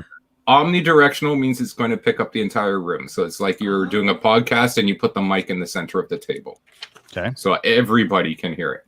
Unidirectional means it's pointed right at you, and it's only supposed to, air quotes there, pick up what's in that direction, one direction. So mine's set on unidirectional, but the Blue Yeti especially, is notoriously bad for picking up everything in the room. Everything. So if somebody happens to have one of those, how can they improve that, or what can they do to improve that? Oh, God. Like, did they need to get a? Did they need to put like a boom arm, for example? Did they put a boom arm on it? Like a boom arm will help. Yes. Getting the mic closer to you will help. Yes, as long as it's on the unidirectional setting. It's still going to pick up lots. So you got to be in a really, really quiet area. So kick the dog out. Kick the partner out. Make sure that the neighbor upstairs is, he's gone to work when you're doing your thing. So it's an incredibly sensitive mic. It's made, the Blue Yeti is made for the hobbyist, not the professional. It does a good job. It does a really good job, but it's not on par with the podcasters and stuff like that. Okay. So what do you recommend as far so Prairie Life? That I don't know. That would be up to the audience, because I am still you know, like I like my Blue Yeti, but it's I wish I could get something better. I'm personally thinking of going with the Rode Wireless Go and just having the lapel. So like one of these, like a lavalier. I was thinking about doing that too. Yeah, you're talking about like these, right? Yeah, because especially if you're traveling as well, it'd be a good idea. So you don't have to. Yep. So these are the Rode Wireless Go. Yep, that's it. Yep. You got a receiver and mic, and then you have as well the nice little cover that's going to go on top of these. Fuzzy windjammer. It's going to clip right on the top. And then that's going to help eliminate some of the noise, not all of it. Okay. But it should eliminate a good bit of it. Mm-hmm. So this literally clips right on the top so that it sits like that. Yeah. So you can also attach that to your belt, and then you can have the cabled lapel mic to it as well. Oh. Yeah, because go ahead. On top of this, you can also, there's even a way to put it into a handheld mic. So you can have what looks like a handheld mic, and it's literally just this inside of it. So this is also an option. But again, these are, I think, what, $200? I think they're like about as much as you would spend on the Blue Yeti. Yeah, and it's portable. Mm-hmm. I mean, super portable. This is how portable it is. Ooh, so put it right in my purse. Yeah. By the way, Joey Bass has got a good question here, and then we're going to bring on Prairie Life because Prairie Life says she has a Blue Yeti as well, so we can talk about that. Yeah. So Joey says, "What's the reason for wearing headphones? Never wear them, and my videos sound okay." Now, did they sound okay, or do they like? Do you mean like, oh, they sound okay, or like, do you mean they sound great? So, or they sound good, or they sound good enough? Let us know. Okay. One of the reasons that we wear headphones here is so we can hear each other. Mm-hmm. Right? If it's playing through our desktop speakers or something like that, then there's a good chance that our microphone's going to pick it up and we're going to get reverb. Mm-hmm. That's why we wear headphones. The type of headphones that you wear it's your choice. Right. Okay. As long as the communication is open, but we don't want that reverb, the microphone picking up what this desktop speakers are playing. Now, if you're fortunate enough that this microphone isn't picking up what the speakers are playing and you can hear it, kudos on you. Mm-hmm. Mm-hmm. And there's lots of types of headphones. I mean, for example, I've got in-ear monitors right now. But you can also go with something like this. I mean, this is your standard, these are the Apple EarPods, for example. Mm-hmm. You can go with these. Mm-hmm. I've got these as well. These are the Shure, they're Bluetooth, but they connect to my computer. So I can connect these as well for certain projects. But these are wired. And basically what I'm doing is I'm feeding them under my shirt, down my back. And in this case, I could talk on camera without having nothing against your big cans, by the way, JP. But again, you got different views of things of how you want to look on camera. So so that'd be a reason why. I mean, and to your point, I mean, it really depends on what you have. I mean, if you've got, we all have headphones lying around. Yeah, all of us. But yeah, I just got mine from Walgreens. And I mainly use it just so I can hear everyone else. But if I'm just going live by myself, I won't have these on. Yeah. But I will still have my mic. Yeah, that's another good point, Leticia. Yeah. That if you're running solo and you're live and you're just interacting with the chat, you don't need a headset at all. Mm-hmm. Mm-hmm. Absolutely. You might want to start the stream before you click go live, have a headset on and listen to your volumes and stuff like that, and then before you go live, take them off. That's right. And you remember when we brought someone on earlier and we were talking and we could hear them because I don't think they had headphones on. Like that creates, for example, that made it really hard to listen to the broadcast. Like it made it hard for me to listen to that person because I was talking and I was hearing myself, and then I was also hearing their echo. Yeah, that was also her and myself. So that is, you want to make sure you test out your headphones. I mean, just make sure that wear them, hear what your broadcast sounds like. listen to your audience. So if they're like, hey, you know, there's a problem or something like that, then you know how to fix it as well. Mhm. And a lot of times, I mean, the fix might be simply just restart yourself in the studio. So like if we're in the studio right now and I have an issue, I just refresh the screen, for example, it's going to kick me out, but the stream's going to keep running. So it just, you know, it's a couple seconds, quick restart. You know, if I ever need to like say like, hey, Leticia, I'm having an audio issue, I need to restart my computer, I might private message her and say, hey, you know, Leticia, I'm going to restart real quick. Can you control this stream? And let her control it. Know that I'm going to restart and I'll come back in as soon as I can. Right. That actually leads me to a funny story, Kristen. Yeah. Like you said, keep the flow going. So I was on a live stream. I think it was about 2 months ago, and the wife. I had 6 people on stage plus myself, so a total of 7. Yeah. And the wife accidentally kicked the power cable out of the wall. Okay. I went poof. The stream kept going. Yeah. By the time I got in, rebooted the PC and all that, we were still live. They kept it going, and I just came back in, you know, with my login code, and we just continued the stream as normal. And that is one of the amazing things about StreamYard. If that happened on OBS or anything else, boom, stream's dead. Done. You have to restart again.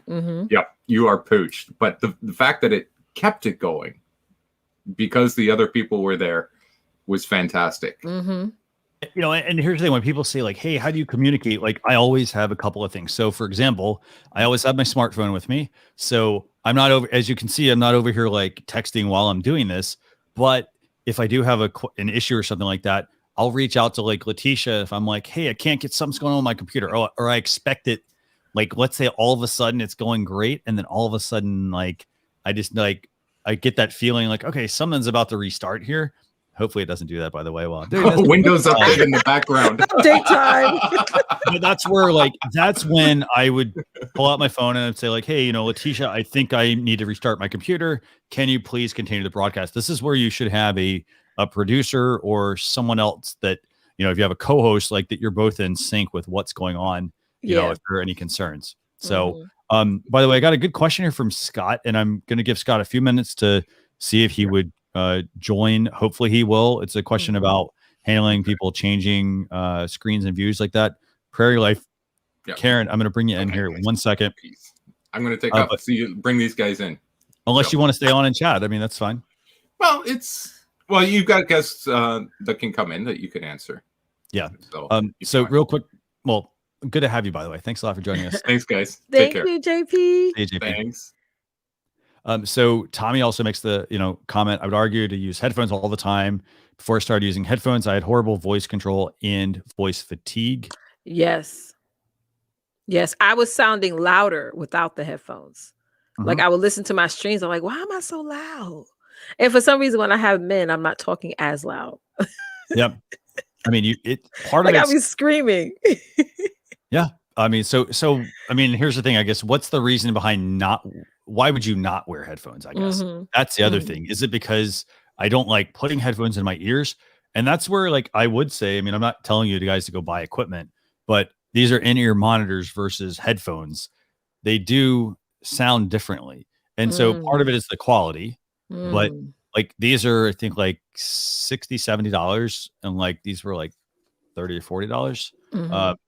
You know, but here's the thing, they do things a little differently. So when these go in my ears, they change the profile the way it looks, and then also they actually block out some of that noise versus if I'm using an earbud and just putting an earbud in, earbuds, they may fall out, for example, they may be uncomfortable, like that. So that's one thing. And then, you know, JP, as you saw, had the bigger over ear cans.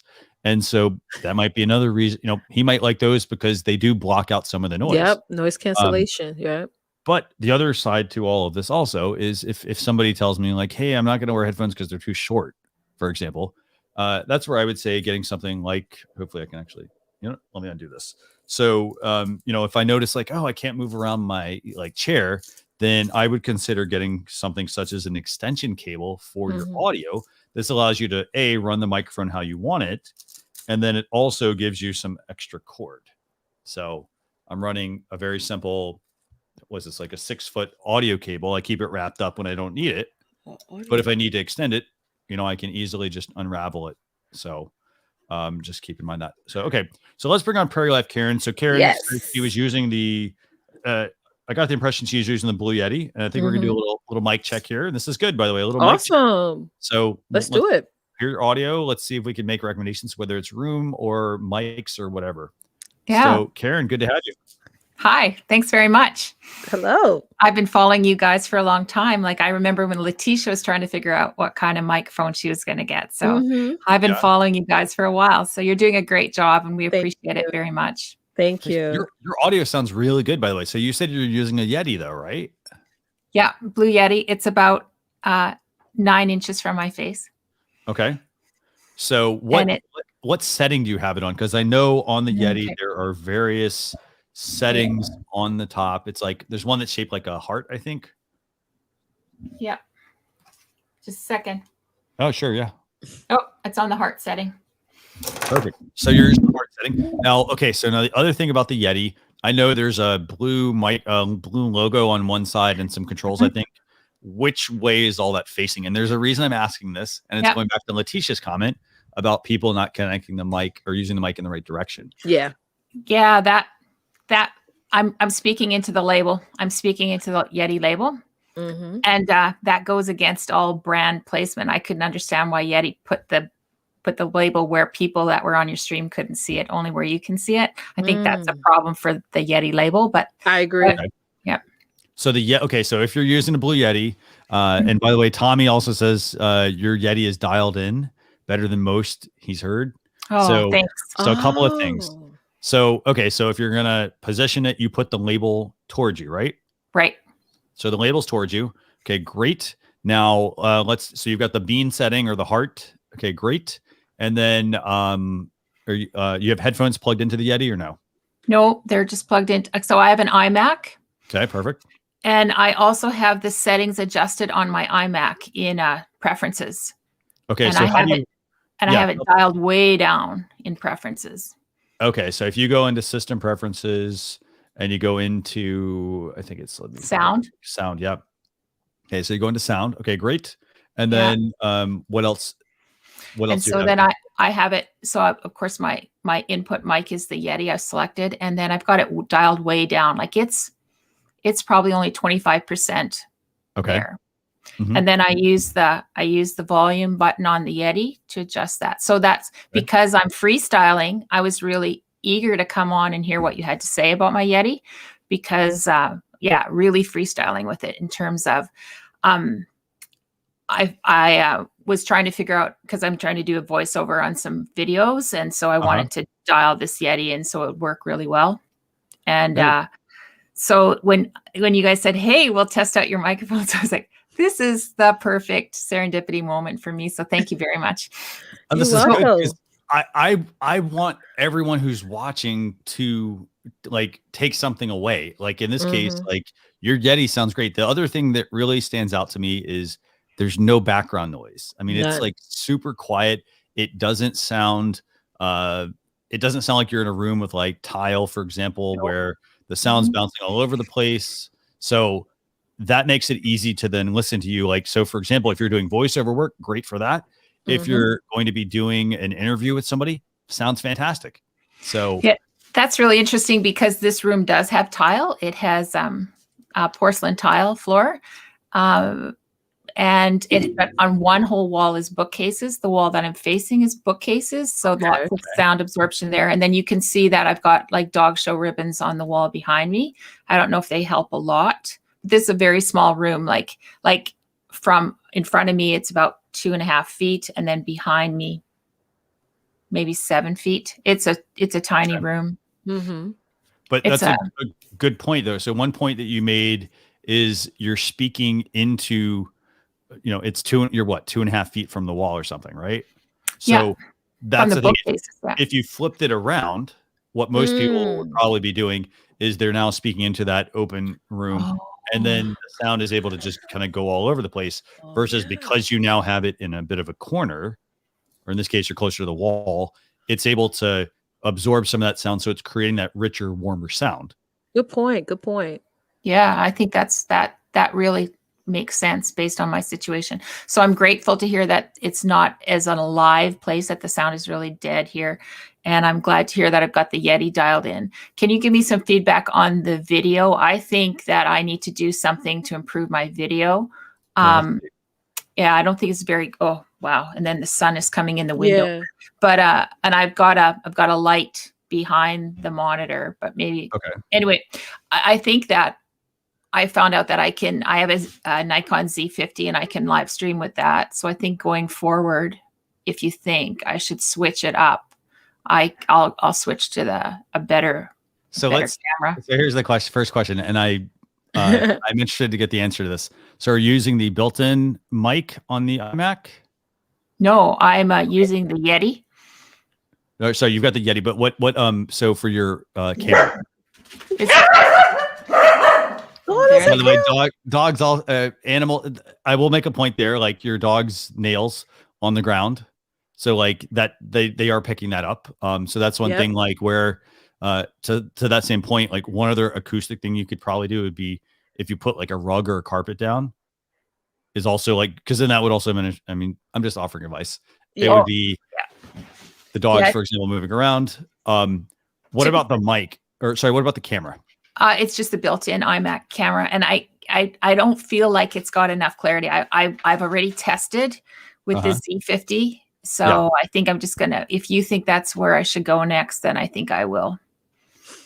I think the Z50 is a good option. I mean, the other option you have is if you have a smartphone, you can also use a smartphone as a webcam, and that's the smartphone cameras are fantastic. Yeah. So and then either option.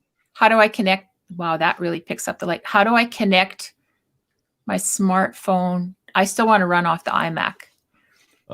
You should be able to just connect it directly to the. So one of the tools we recommend is it's called Camo by Reincubate. Let me get the link to that actually for everyone. So I would recommend something like that. And I think that one, I'm trying to remember if that one's yeah, you install software on the computer and then your phone has an app and they sync up. Oh, good. And so then that will allow you to use your camera, and the like latency and everything like that is, I mean, it's good. So, okay, good. I'll drop a link to that one in the comments, but that's really good. I think overall, like if you switch that, I think like, yeah, it would change your, it would change the picture quality, but I will say the picture quality looks good to me right now, considering you have a built-in webcam that you're using. Yeah. And a lot of people, when they use the webcams, like they don't look very good. And I think that's because there's not enough light. I think in your case, you've got a lot of light, which is good. Okay, good. That's really good feedback. So I have a question about StreamYard. Sure. And so I've done this, I've only done it once. And I told my guests, oh my God, we have to bail. And I bailed and then I restarted. And so then of course I had advertised the live stream on YouTube, right. And promoted it. And so I had a problem, but people seemed to find me again. So within 5 or 6 minutes, the comments were falling. But what I did was when I logged onto the stream, when I went live, I didn't click public. And so I couldn't read comments. There were no comments because it wasn't public. Do you know what I mean? When you come into the studio and you've booked, you sort of booked it when you've said that you're going to have this stream and it's going to be at this time and it syncs up with YouTube. It works really well. Actually, I really like it, but I didn't click public. And so then I didn't know what to do. I actually got out of the stream and called someone and they said, yeah, just go back in and click public. I didn't remember that part. So can you tell me what I could do without leaving the stream? Is there a way to fix that, or do I have to go back out? So, so one thing you can do is you can add destinations. So this works during so like if you've started it, for example, all you need to do is go into the destination in your broadcast. So you go into the broadcast and then click the pencil icon that's at the top, and there's going to be all your destinations. They're not going to be active, obviously. All you have to do is turn them on. Okay. So that's first thing. Now, the second thing also to keep in mind is... just a minute. Does that be the same YouTube link then? If people had joined me using one YouTube link, would it... well, where were you broadcasting at? Oh, hold on. So let's take a step back, I guess. So if you didn't have any destinations connected, you can add them while you're going. Like, does that make sense? So Yeah, like that if makes you've already, sense. say you went on Facebook and you're like, oh, I forgot to put YouTube up, you can go add the YouTube destination and then start that there. Mhm. So that would be first side. Now, what's the other question you had then, I guess, in regards to that?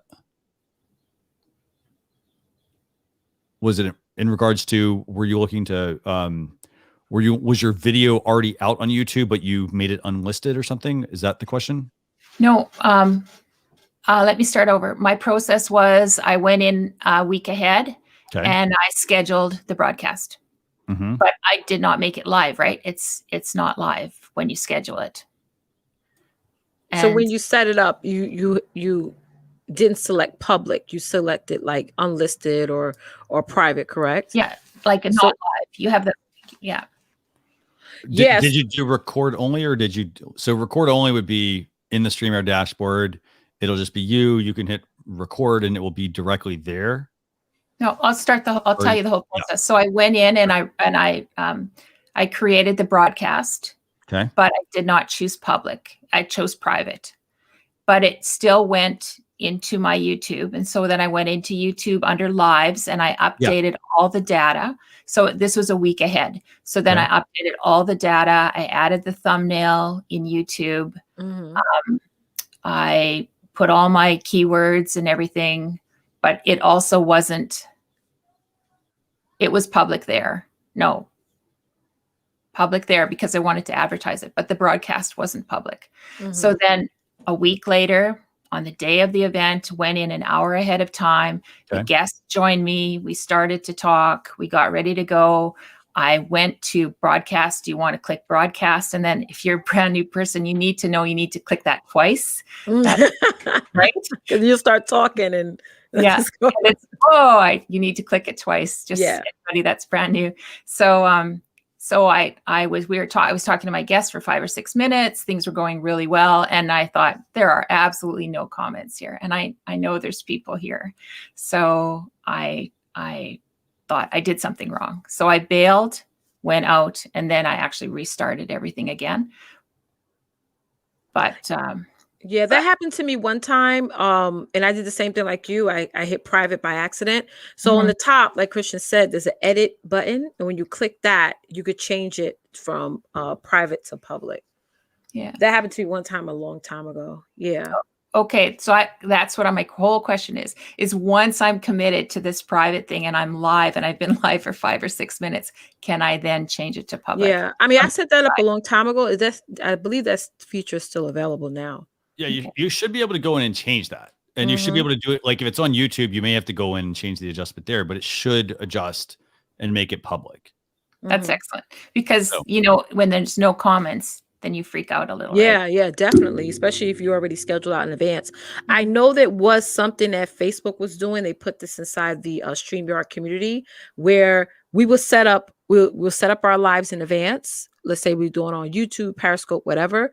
And then when we stream on Facebook, it will be put as private, but on everywhere else will be public. So we do have to remember to go in and make sure that Facebook didn't default us, because they'll do that sometimes where I don't know if it's when they update or whatever. You want to make sure that you're streaming, because my assistant was telling me, Coach, you're not on live on Facebook. I'm like, what? I'm live here on YouTube and Periscope. I got to be live on Facebook at the same time. And really, I had to go into edit and change it to public. It was set as private. That's a really good tip. Well, thank you. I think you guys answered all my questions.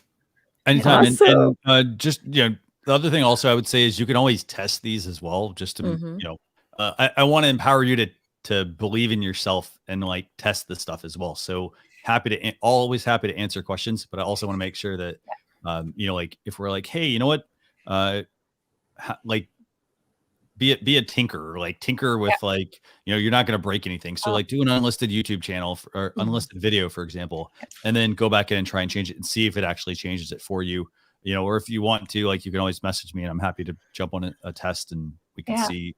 Me too. So thank you. Well, my big workaround right now is when I'm going in and I'm going into the studio for the live and preparing just moments before my guest gets there, and not to go in too fast. Yes. Go in slowly, make sure everything's checked off. Spelling errors are all like my thing is the spelling part. I'll go so fast and I misspell a word. Then I'll put the banner up. I'm like, oh shoot, I spelled that wrong. Yeah, it's a really good. If anybody's hesitant about using StreamYard, get on that free site, get in there, build yourself some templates, and have at her. You can really have a lot of fun, and you can really connect with your community. That we've been able to build some really strong communities, and really grateful for the StreamYard software. Yes, same here. And thanks again for coming on to test your mic. I mean, I love that, and again, test it out. See if I noticed you have a lot of light coming in, by the way. So. Another cheap little trick is they sell these reflector panels. Yeah. And so the car, so you can put the sunshade up in your car window, right? Yeah. They're essentially like that, but they're just they're round, they have small ones that do it. What I was gonna say was if you happen to have some of those, let's say your light is coming in from which direction right now? The south. So if you want to light the other side, this is where you could maybe put one of those panels up where it's out of shot and collect some of that light and have it light the other side of your face, for example. So that's a way to help fill the room with some light as well. And it's a very simple. It's literally like it looks like it goes in your car window. They fold up usually into a little circle. You can unfurl them when you're ready. They have different. So there's ones that are like gold. There's some that are like white. There's some that are I think black. So various colors that can help direct the light. So that's a great idea. Thank you very much for your time. You're welcome. You're welcome. Valentine's Day, people. You as well. Thanks. Bye. That was awesome. That was really good. Yes. Pretty dogs too. Let me see. I've got one question here real quick from Steve. From Steve Reichens, and then we've got Darren, I think, has a question or comment, I guess. Yes. So let's do this. Let's bring Darren on real quick.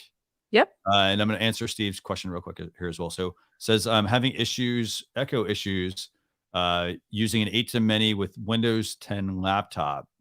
Okay, so I have an 8-to-many. So what kinds of questions or issues are you having specifically? Let me know. And we can just talk through that, if it's something specific.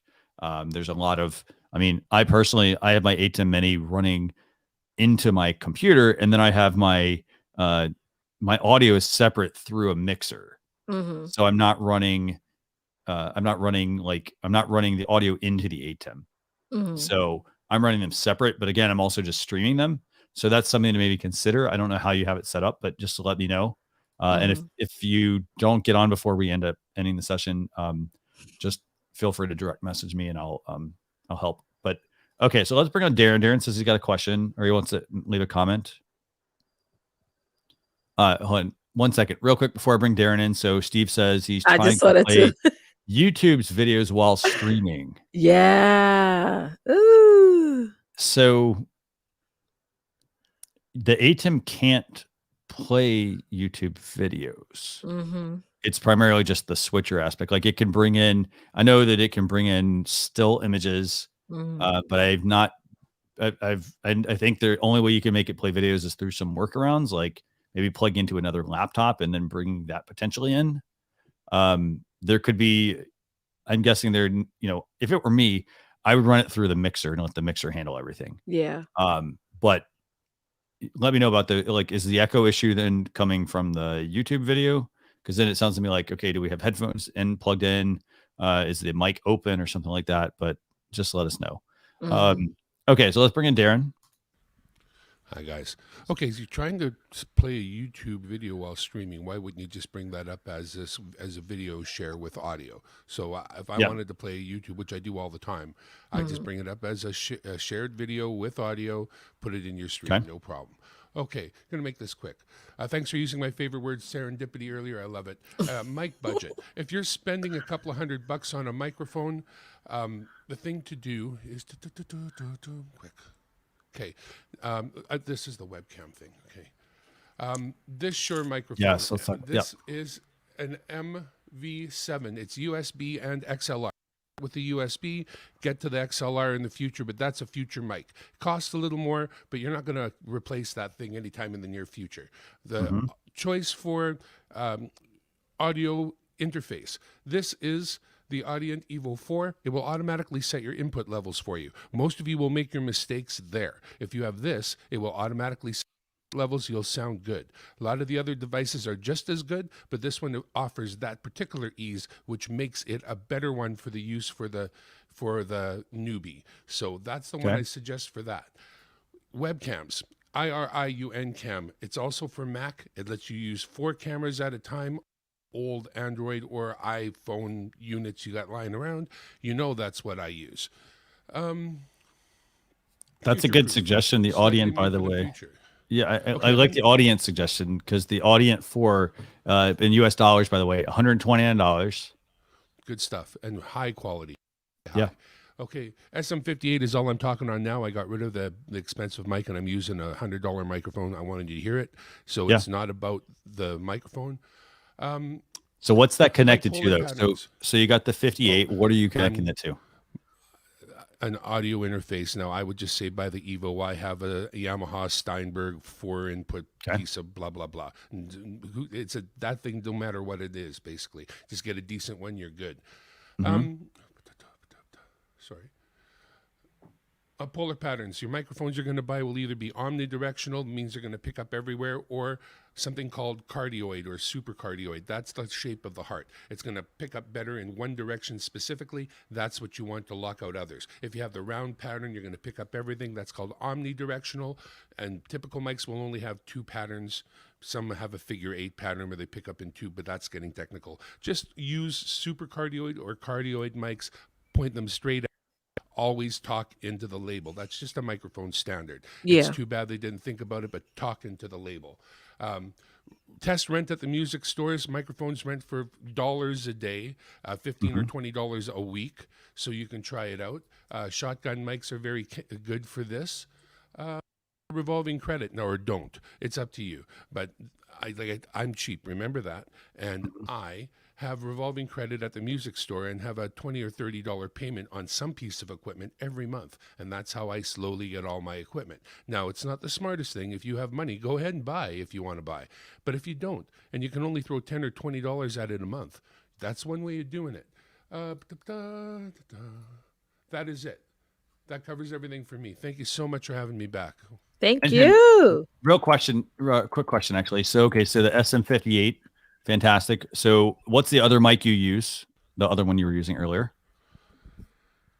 Is it a Heil? That's the Shure NT2A.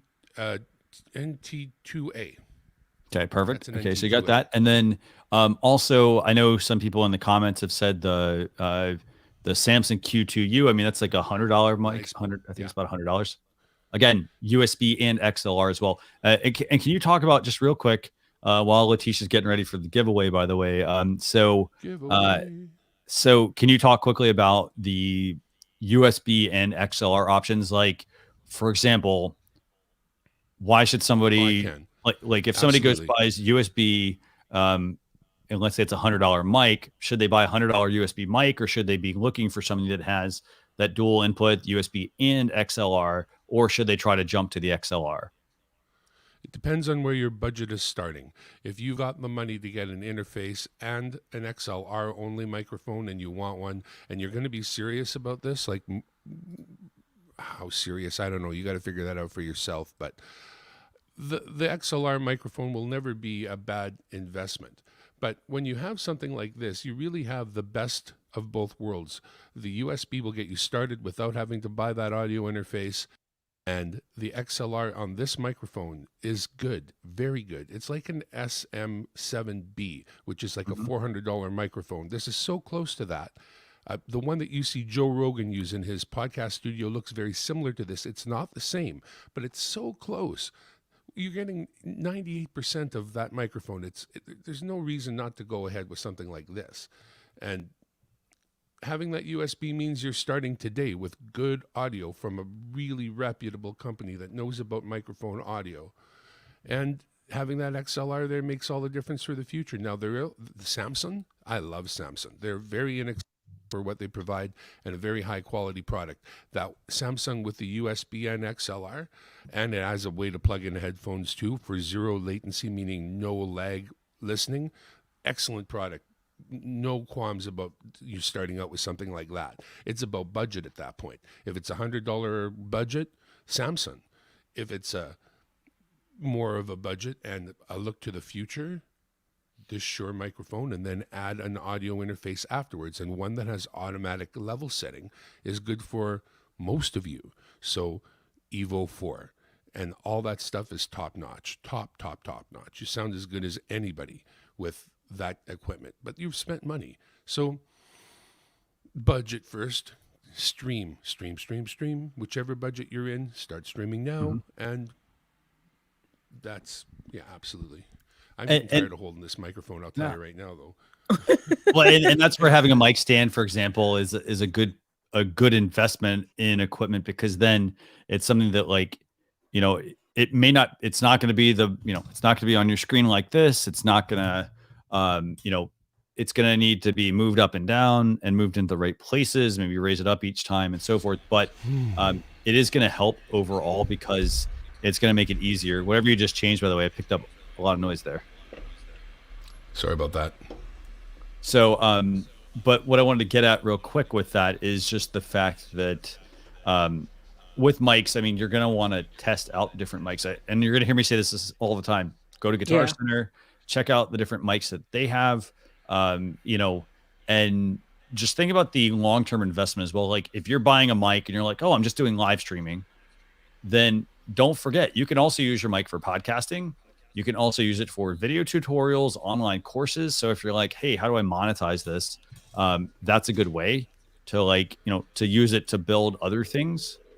So keep that in mind. But yeah, lots of options. I appreciate you coming on, Darren. Thank you. So there's a quick lesson to be learned there. As I switched back to this microphone, the levels on my sound unit were so much louder that when I did go back to this, Christian heard all my background noise. These things are so sensitive compared to a microphone like a dynamic one close to your mouth. That's kind of what you want. This isn't kind of what you want, honestly. Really, don't buy this. It's literally what I'm saying. Wrong microphone. I just happen to own. Anyway, thanks. Been great. Awesome. Thanks a lot, Darren, as usual. 2 weeks. Thank you. Yes, 2 weeks. Awesome. This has been really good. I mean, so I know we're going to give something away here now. We're going to, and I know it's cold for a lot of people, so we're going to give away this. It's the StreamYard mug. And so just put hashtag love StreamYard, and Leticia's going to, we'll give you a couple minutes here, but do us a favor. So love StreamYard, and then she's going to pick a winner.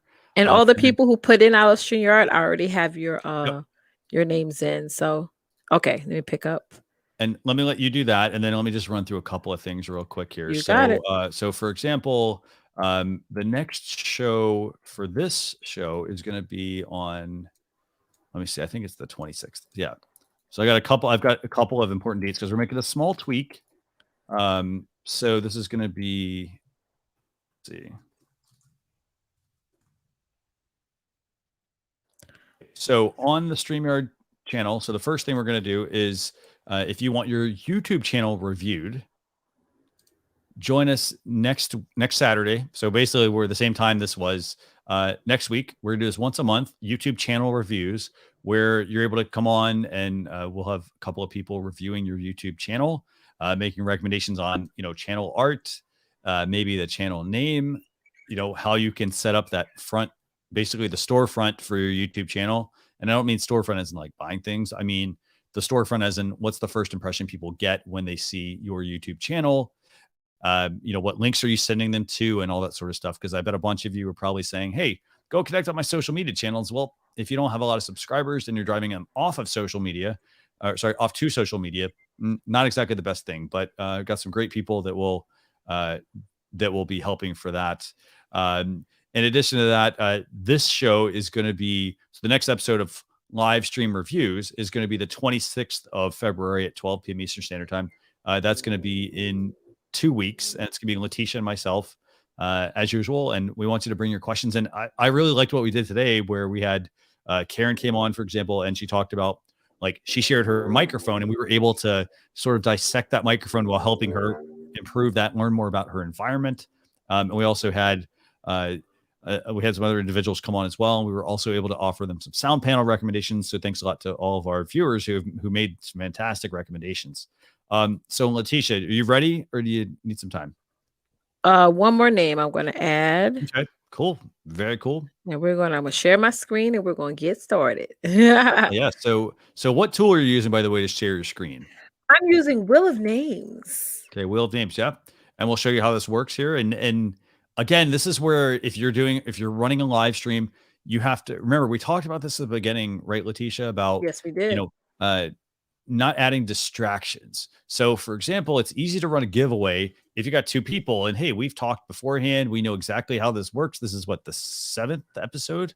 Yeah. Yep. So, we know all about that. So, but if you're just doing this yourself, adding a giveaway is another step you're going to have to figure out. So just keep that sort of thing in mind.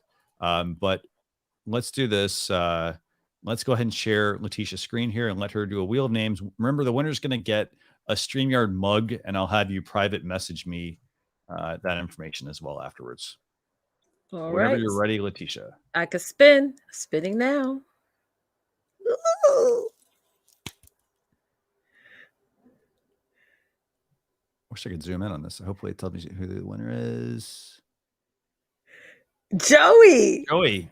Fantastic. Congratulations, Joey. So Joey, do me a favor, send me a private message. Send me a private message, and we'll get that shipped out to you. Woo! That was good. Awesome. This was good. Very good. Yes. And as you could see, that was super easy to do during a broadcast. I know we have a tool as well that we use at StreamYard. It's one that our co-founder built specifically. So we haven't quite figured out how you can package that up and put it into the product. We get the question all the time. We talk about it on the town hall a lot, but Joey, congratulations. Do me a favor, message me. We'll go get your StreamYard mug sent out to you. Yes. So what's that? Anything else you want to add, Leticia? I mean, this has been a fantastic show. This was an amazing show. Yeah, going back to what we said starting the show, distraction, or it is something that is going to be an addition. And again, that's a constant battle every day, trying to perfect your shows. But again, content, just like I think Joey mentioned this, I'm not sure. Content is king and sound is queen. If we live by those rules and then build on that, you're all good. Definitely. And Creative Lady, by the way, real quick, this was what? Wheel of Names, right, Leticia? Wheel of Names, yes. It's free to use. Perfect. Let me get the link to that real quick. So it's realofnames.com. Yep. You want to do that. Remember, you are going to have to enter the names manually. So if you have a producer, maybe you've got a teenager, somebody around your house, you want to have them maybe help you with your production. It's a great way to, also maybe invite them to help out. So this is what we use for the drawing. But I want to thank everybody for tuning in. Remember, join.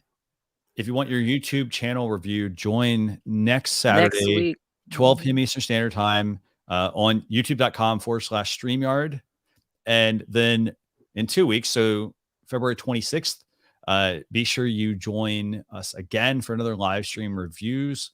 And again, I want to encourage you to join us on the live stream. I mean, as you can see, it's a lot of fun. I mean, I enjoy helping people answering these questions that you have. So feel free to join us in 2 weeks, 12 p.m. Eastern Standard Time as well. But with that, I want to thank everyone for watching, and have a great weekend. Have a happy Valentine's Day, and keep live streaming. Thanks, everyone.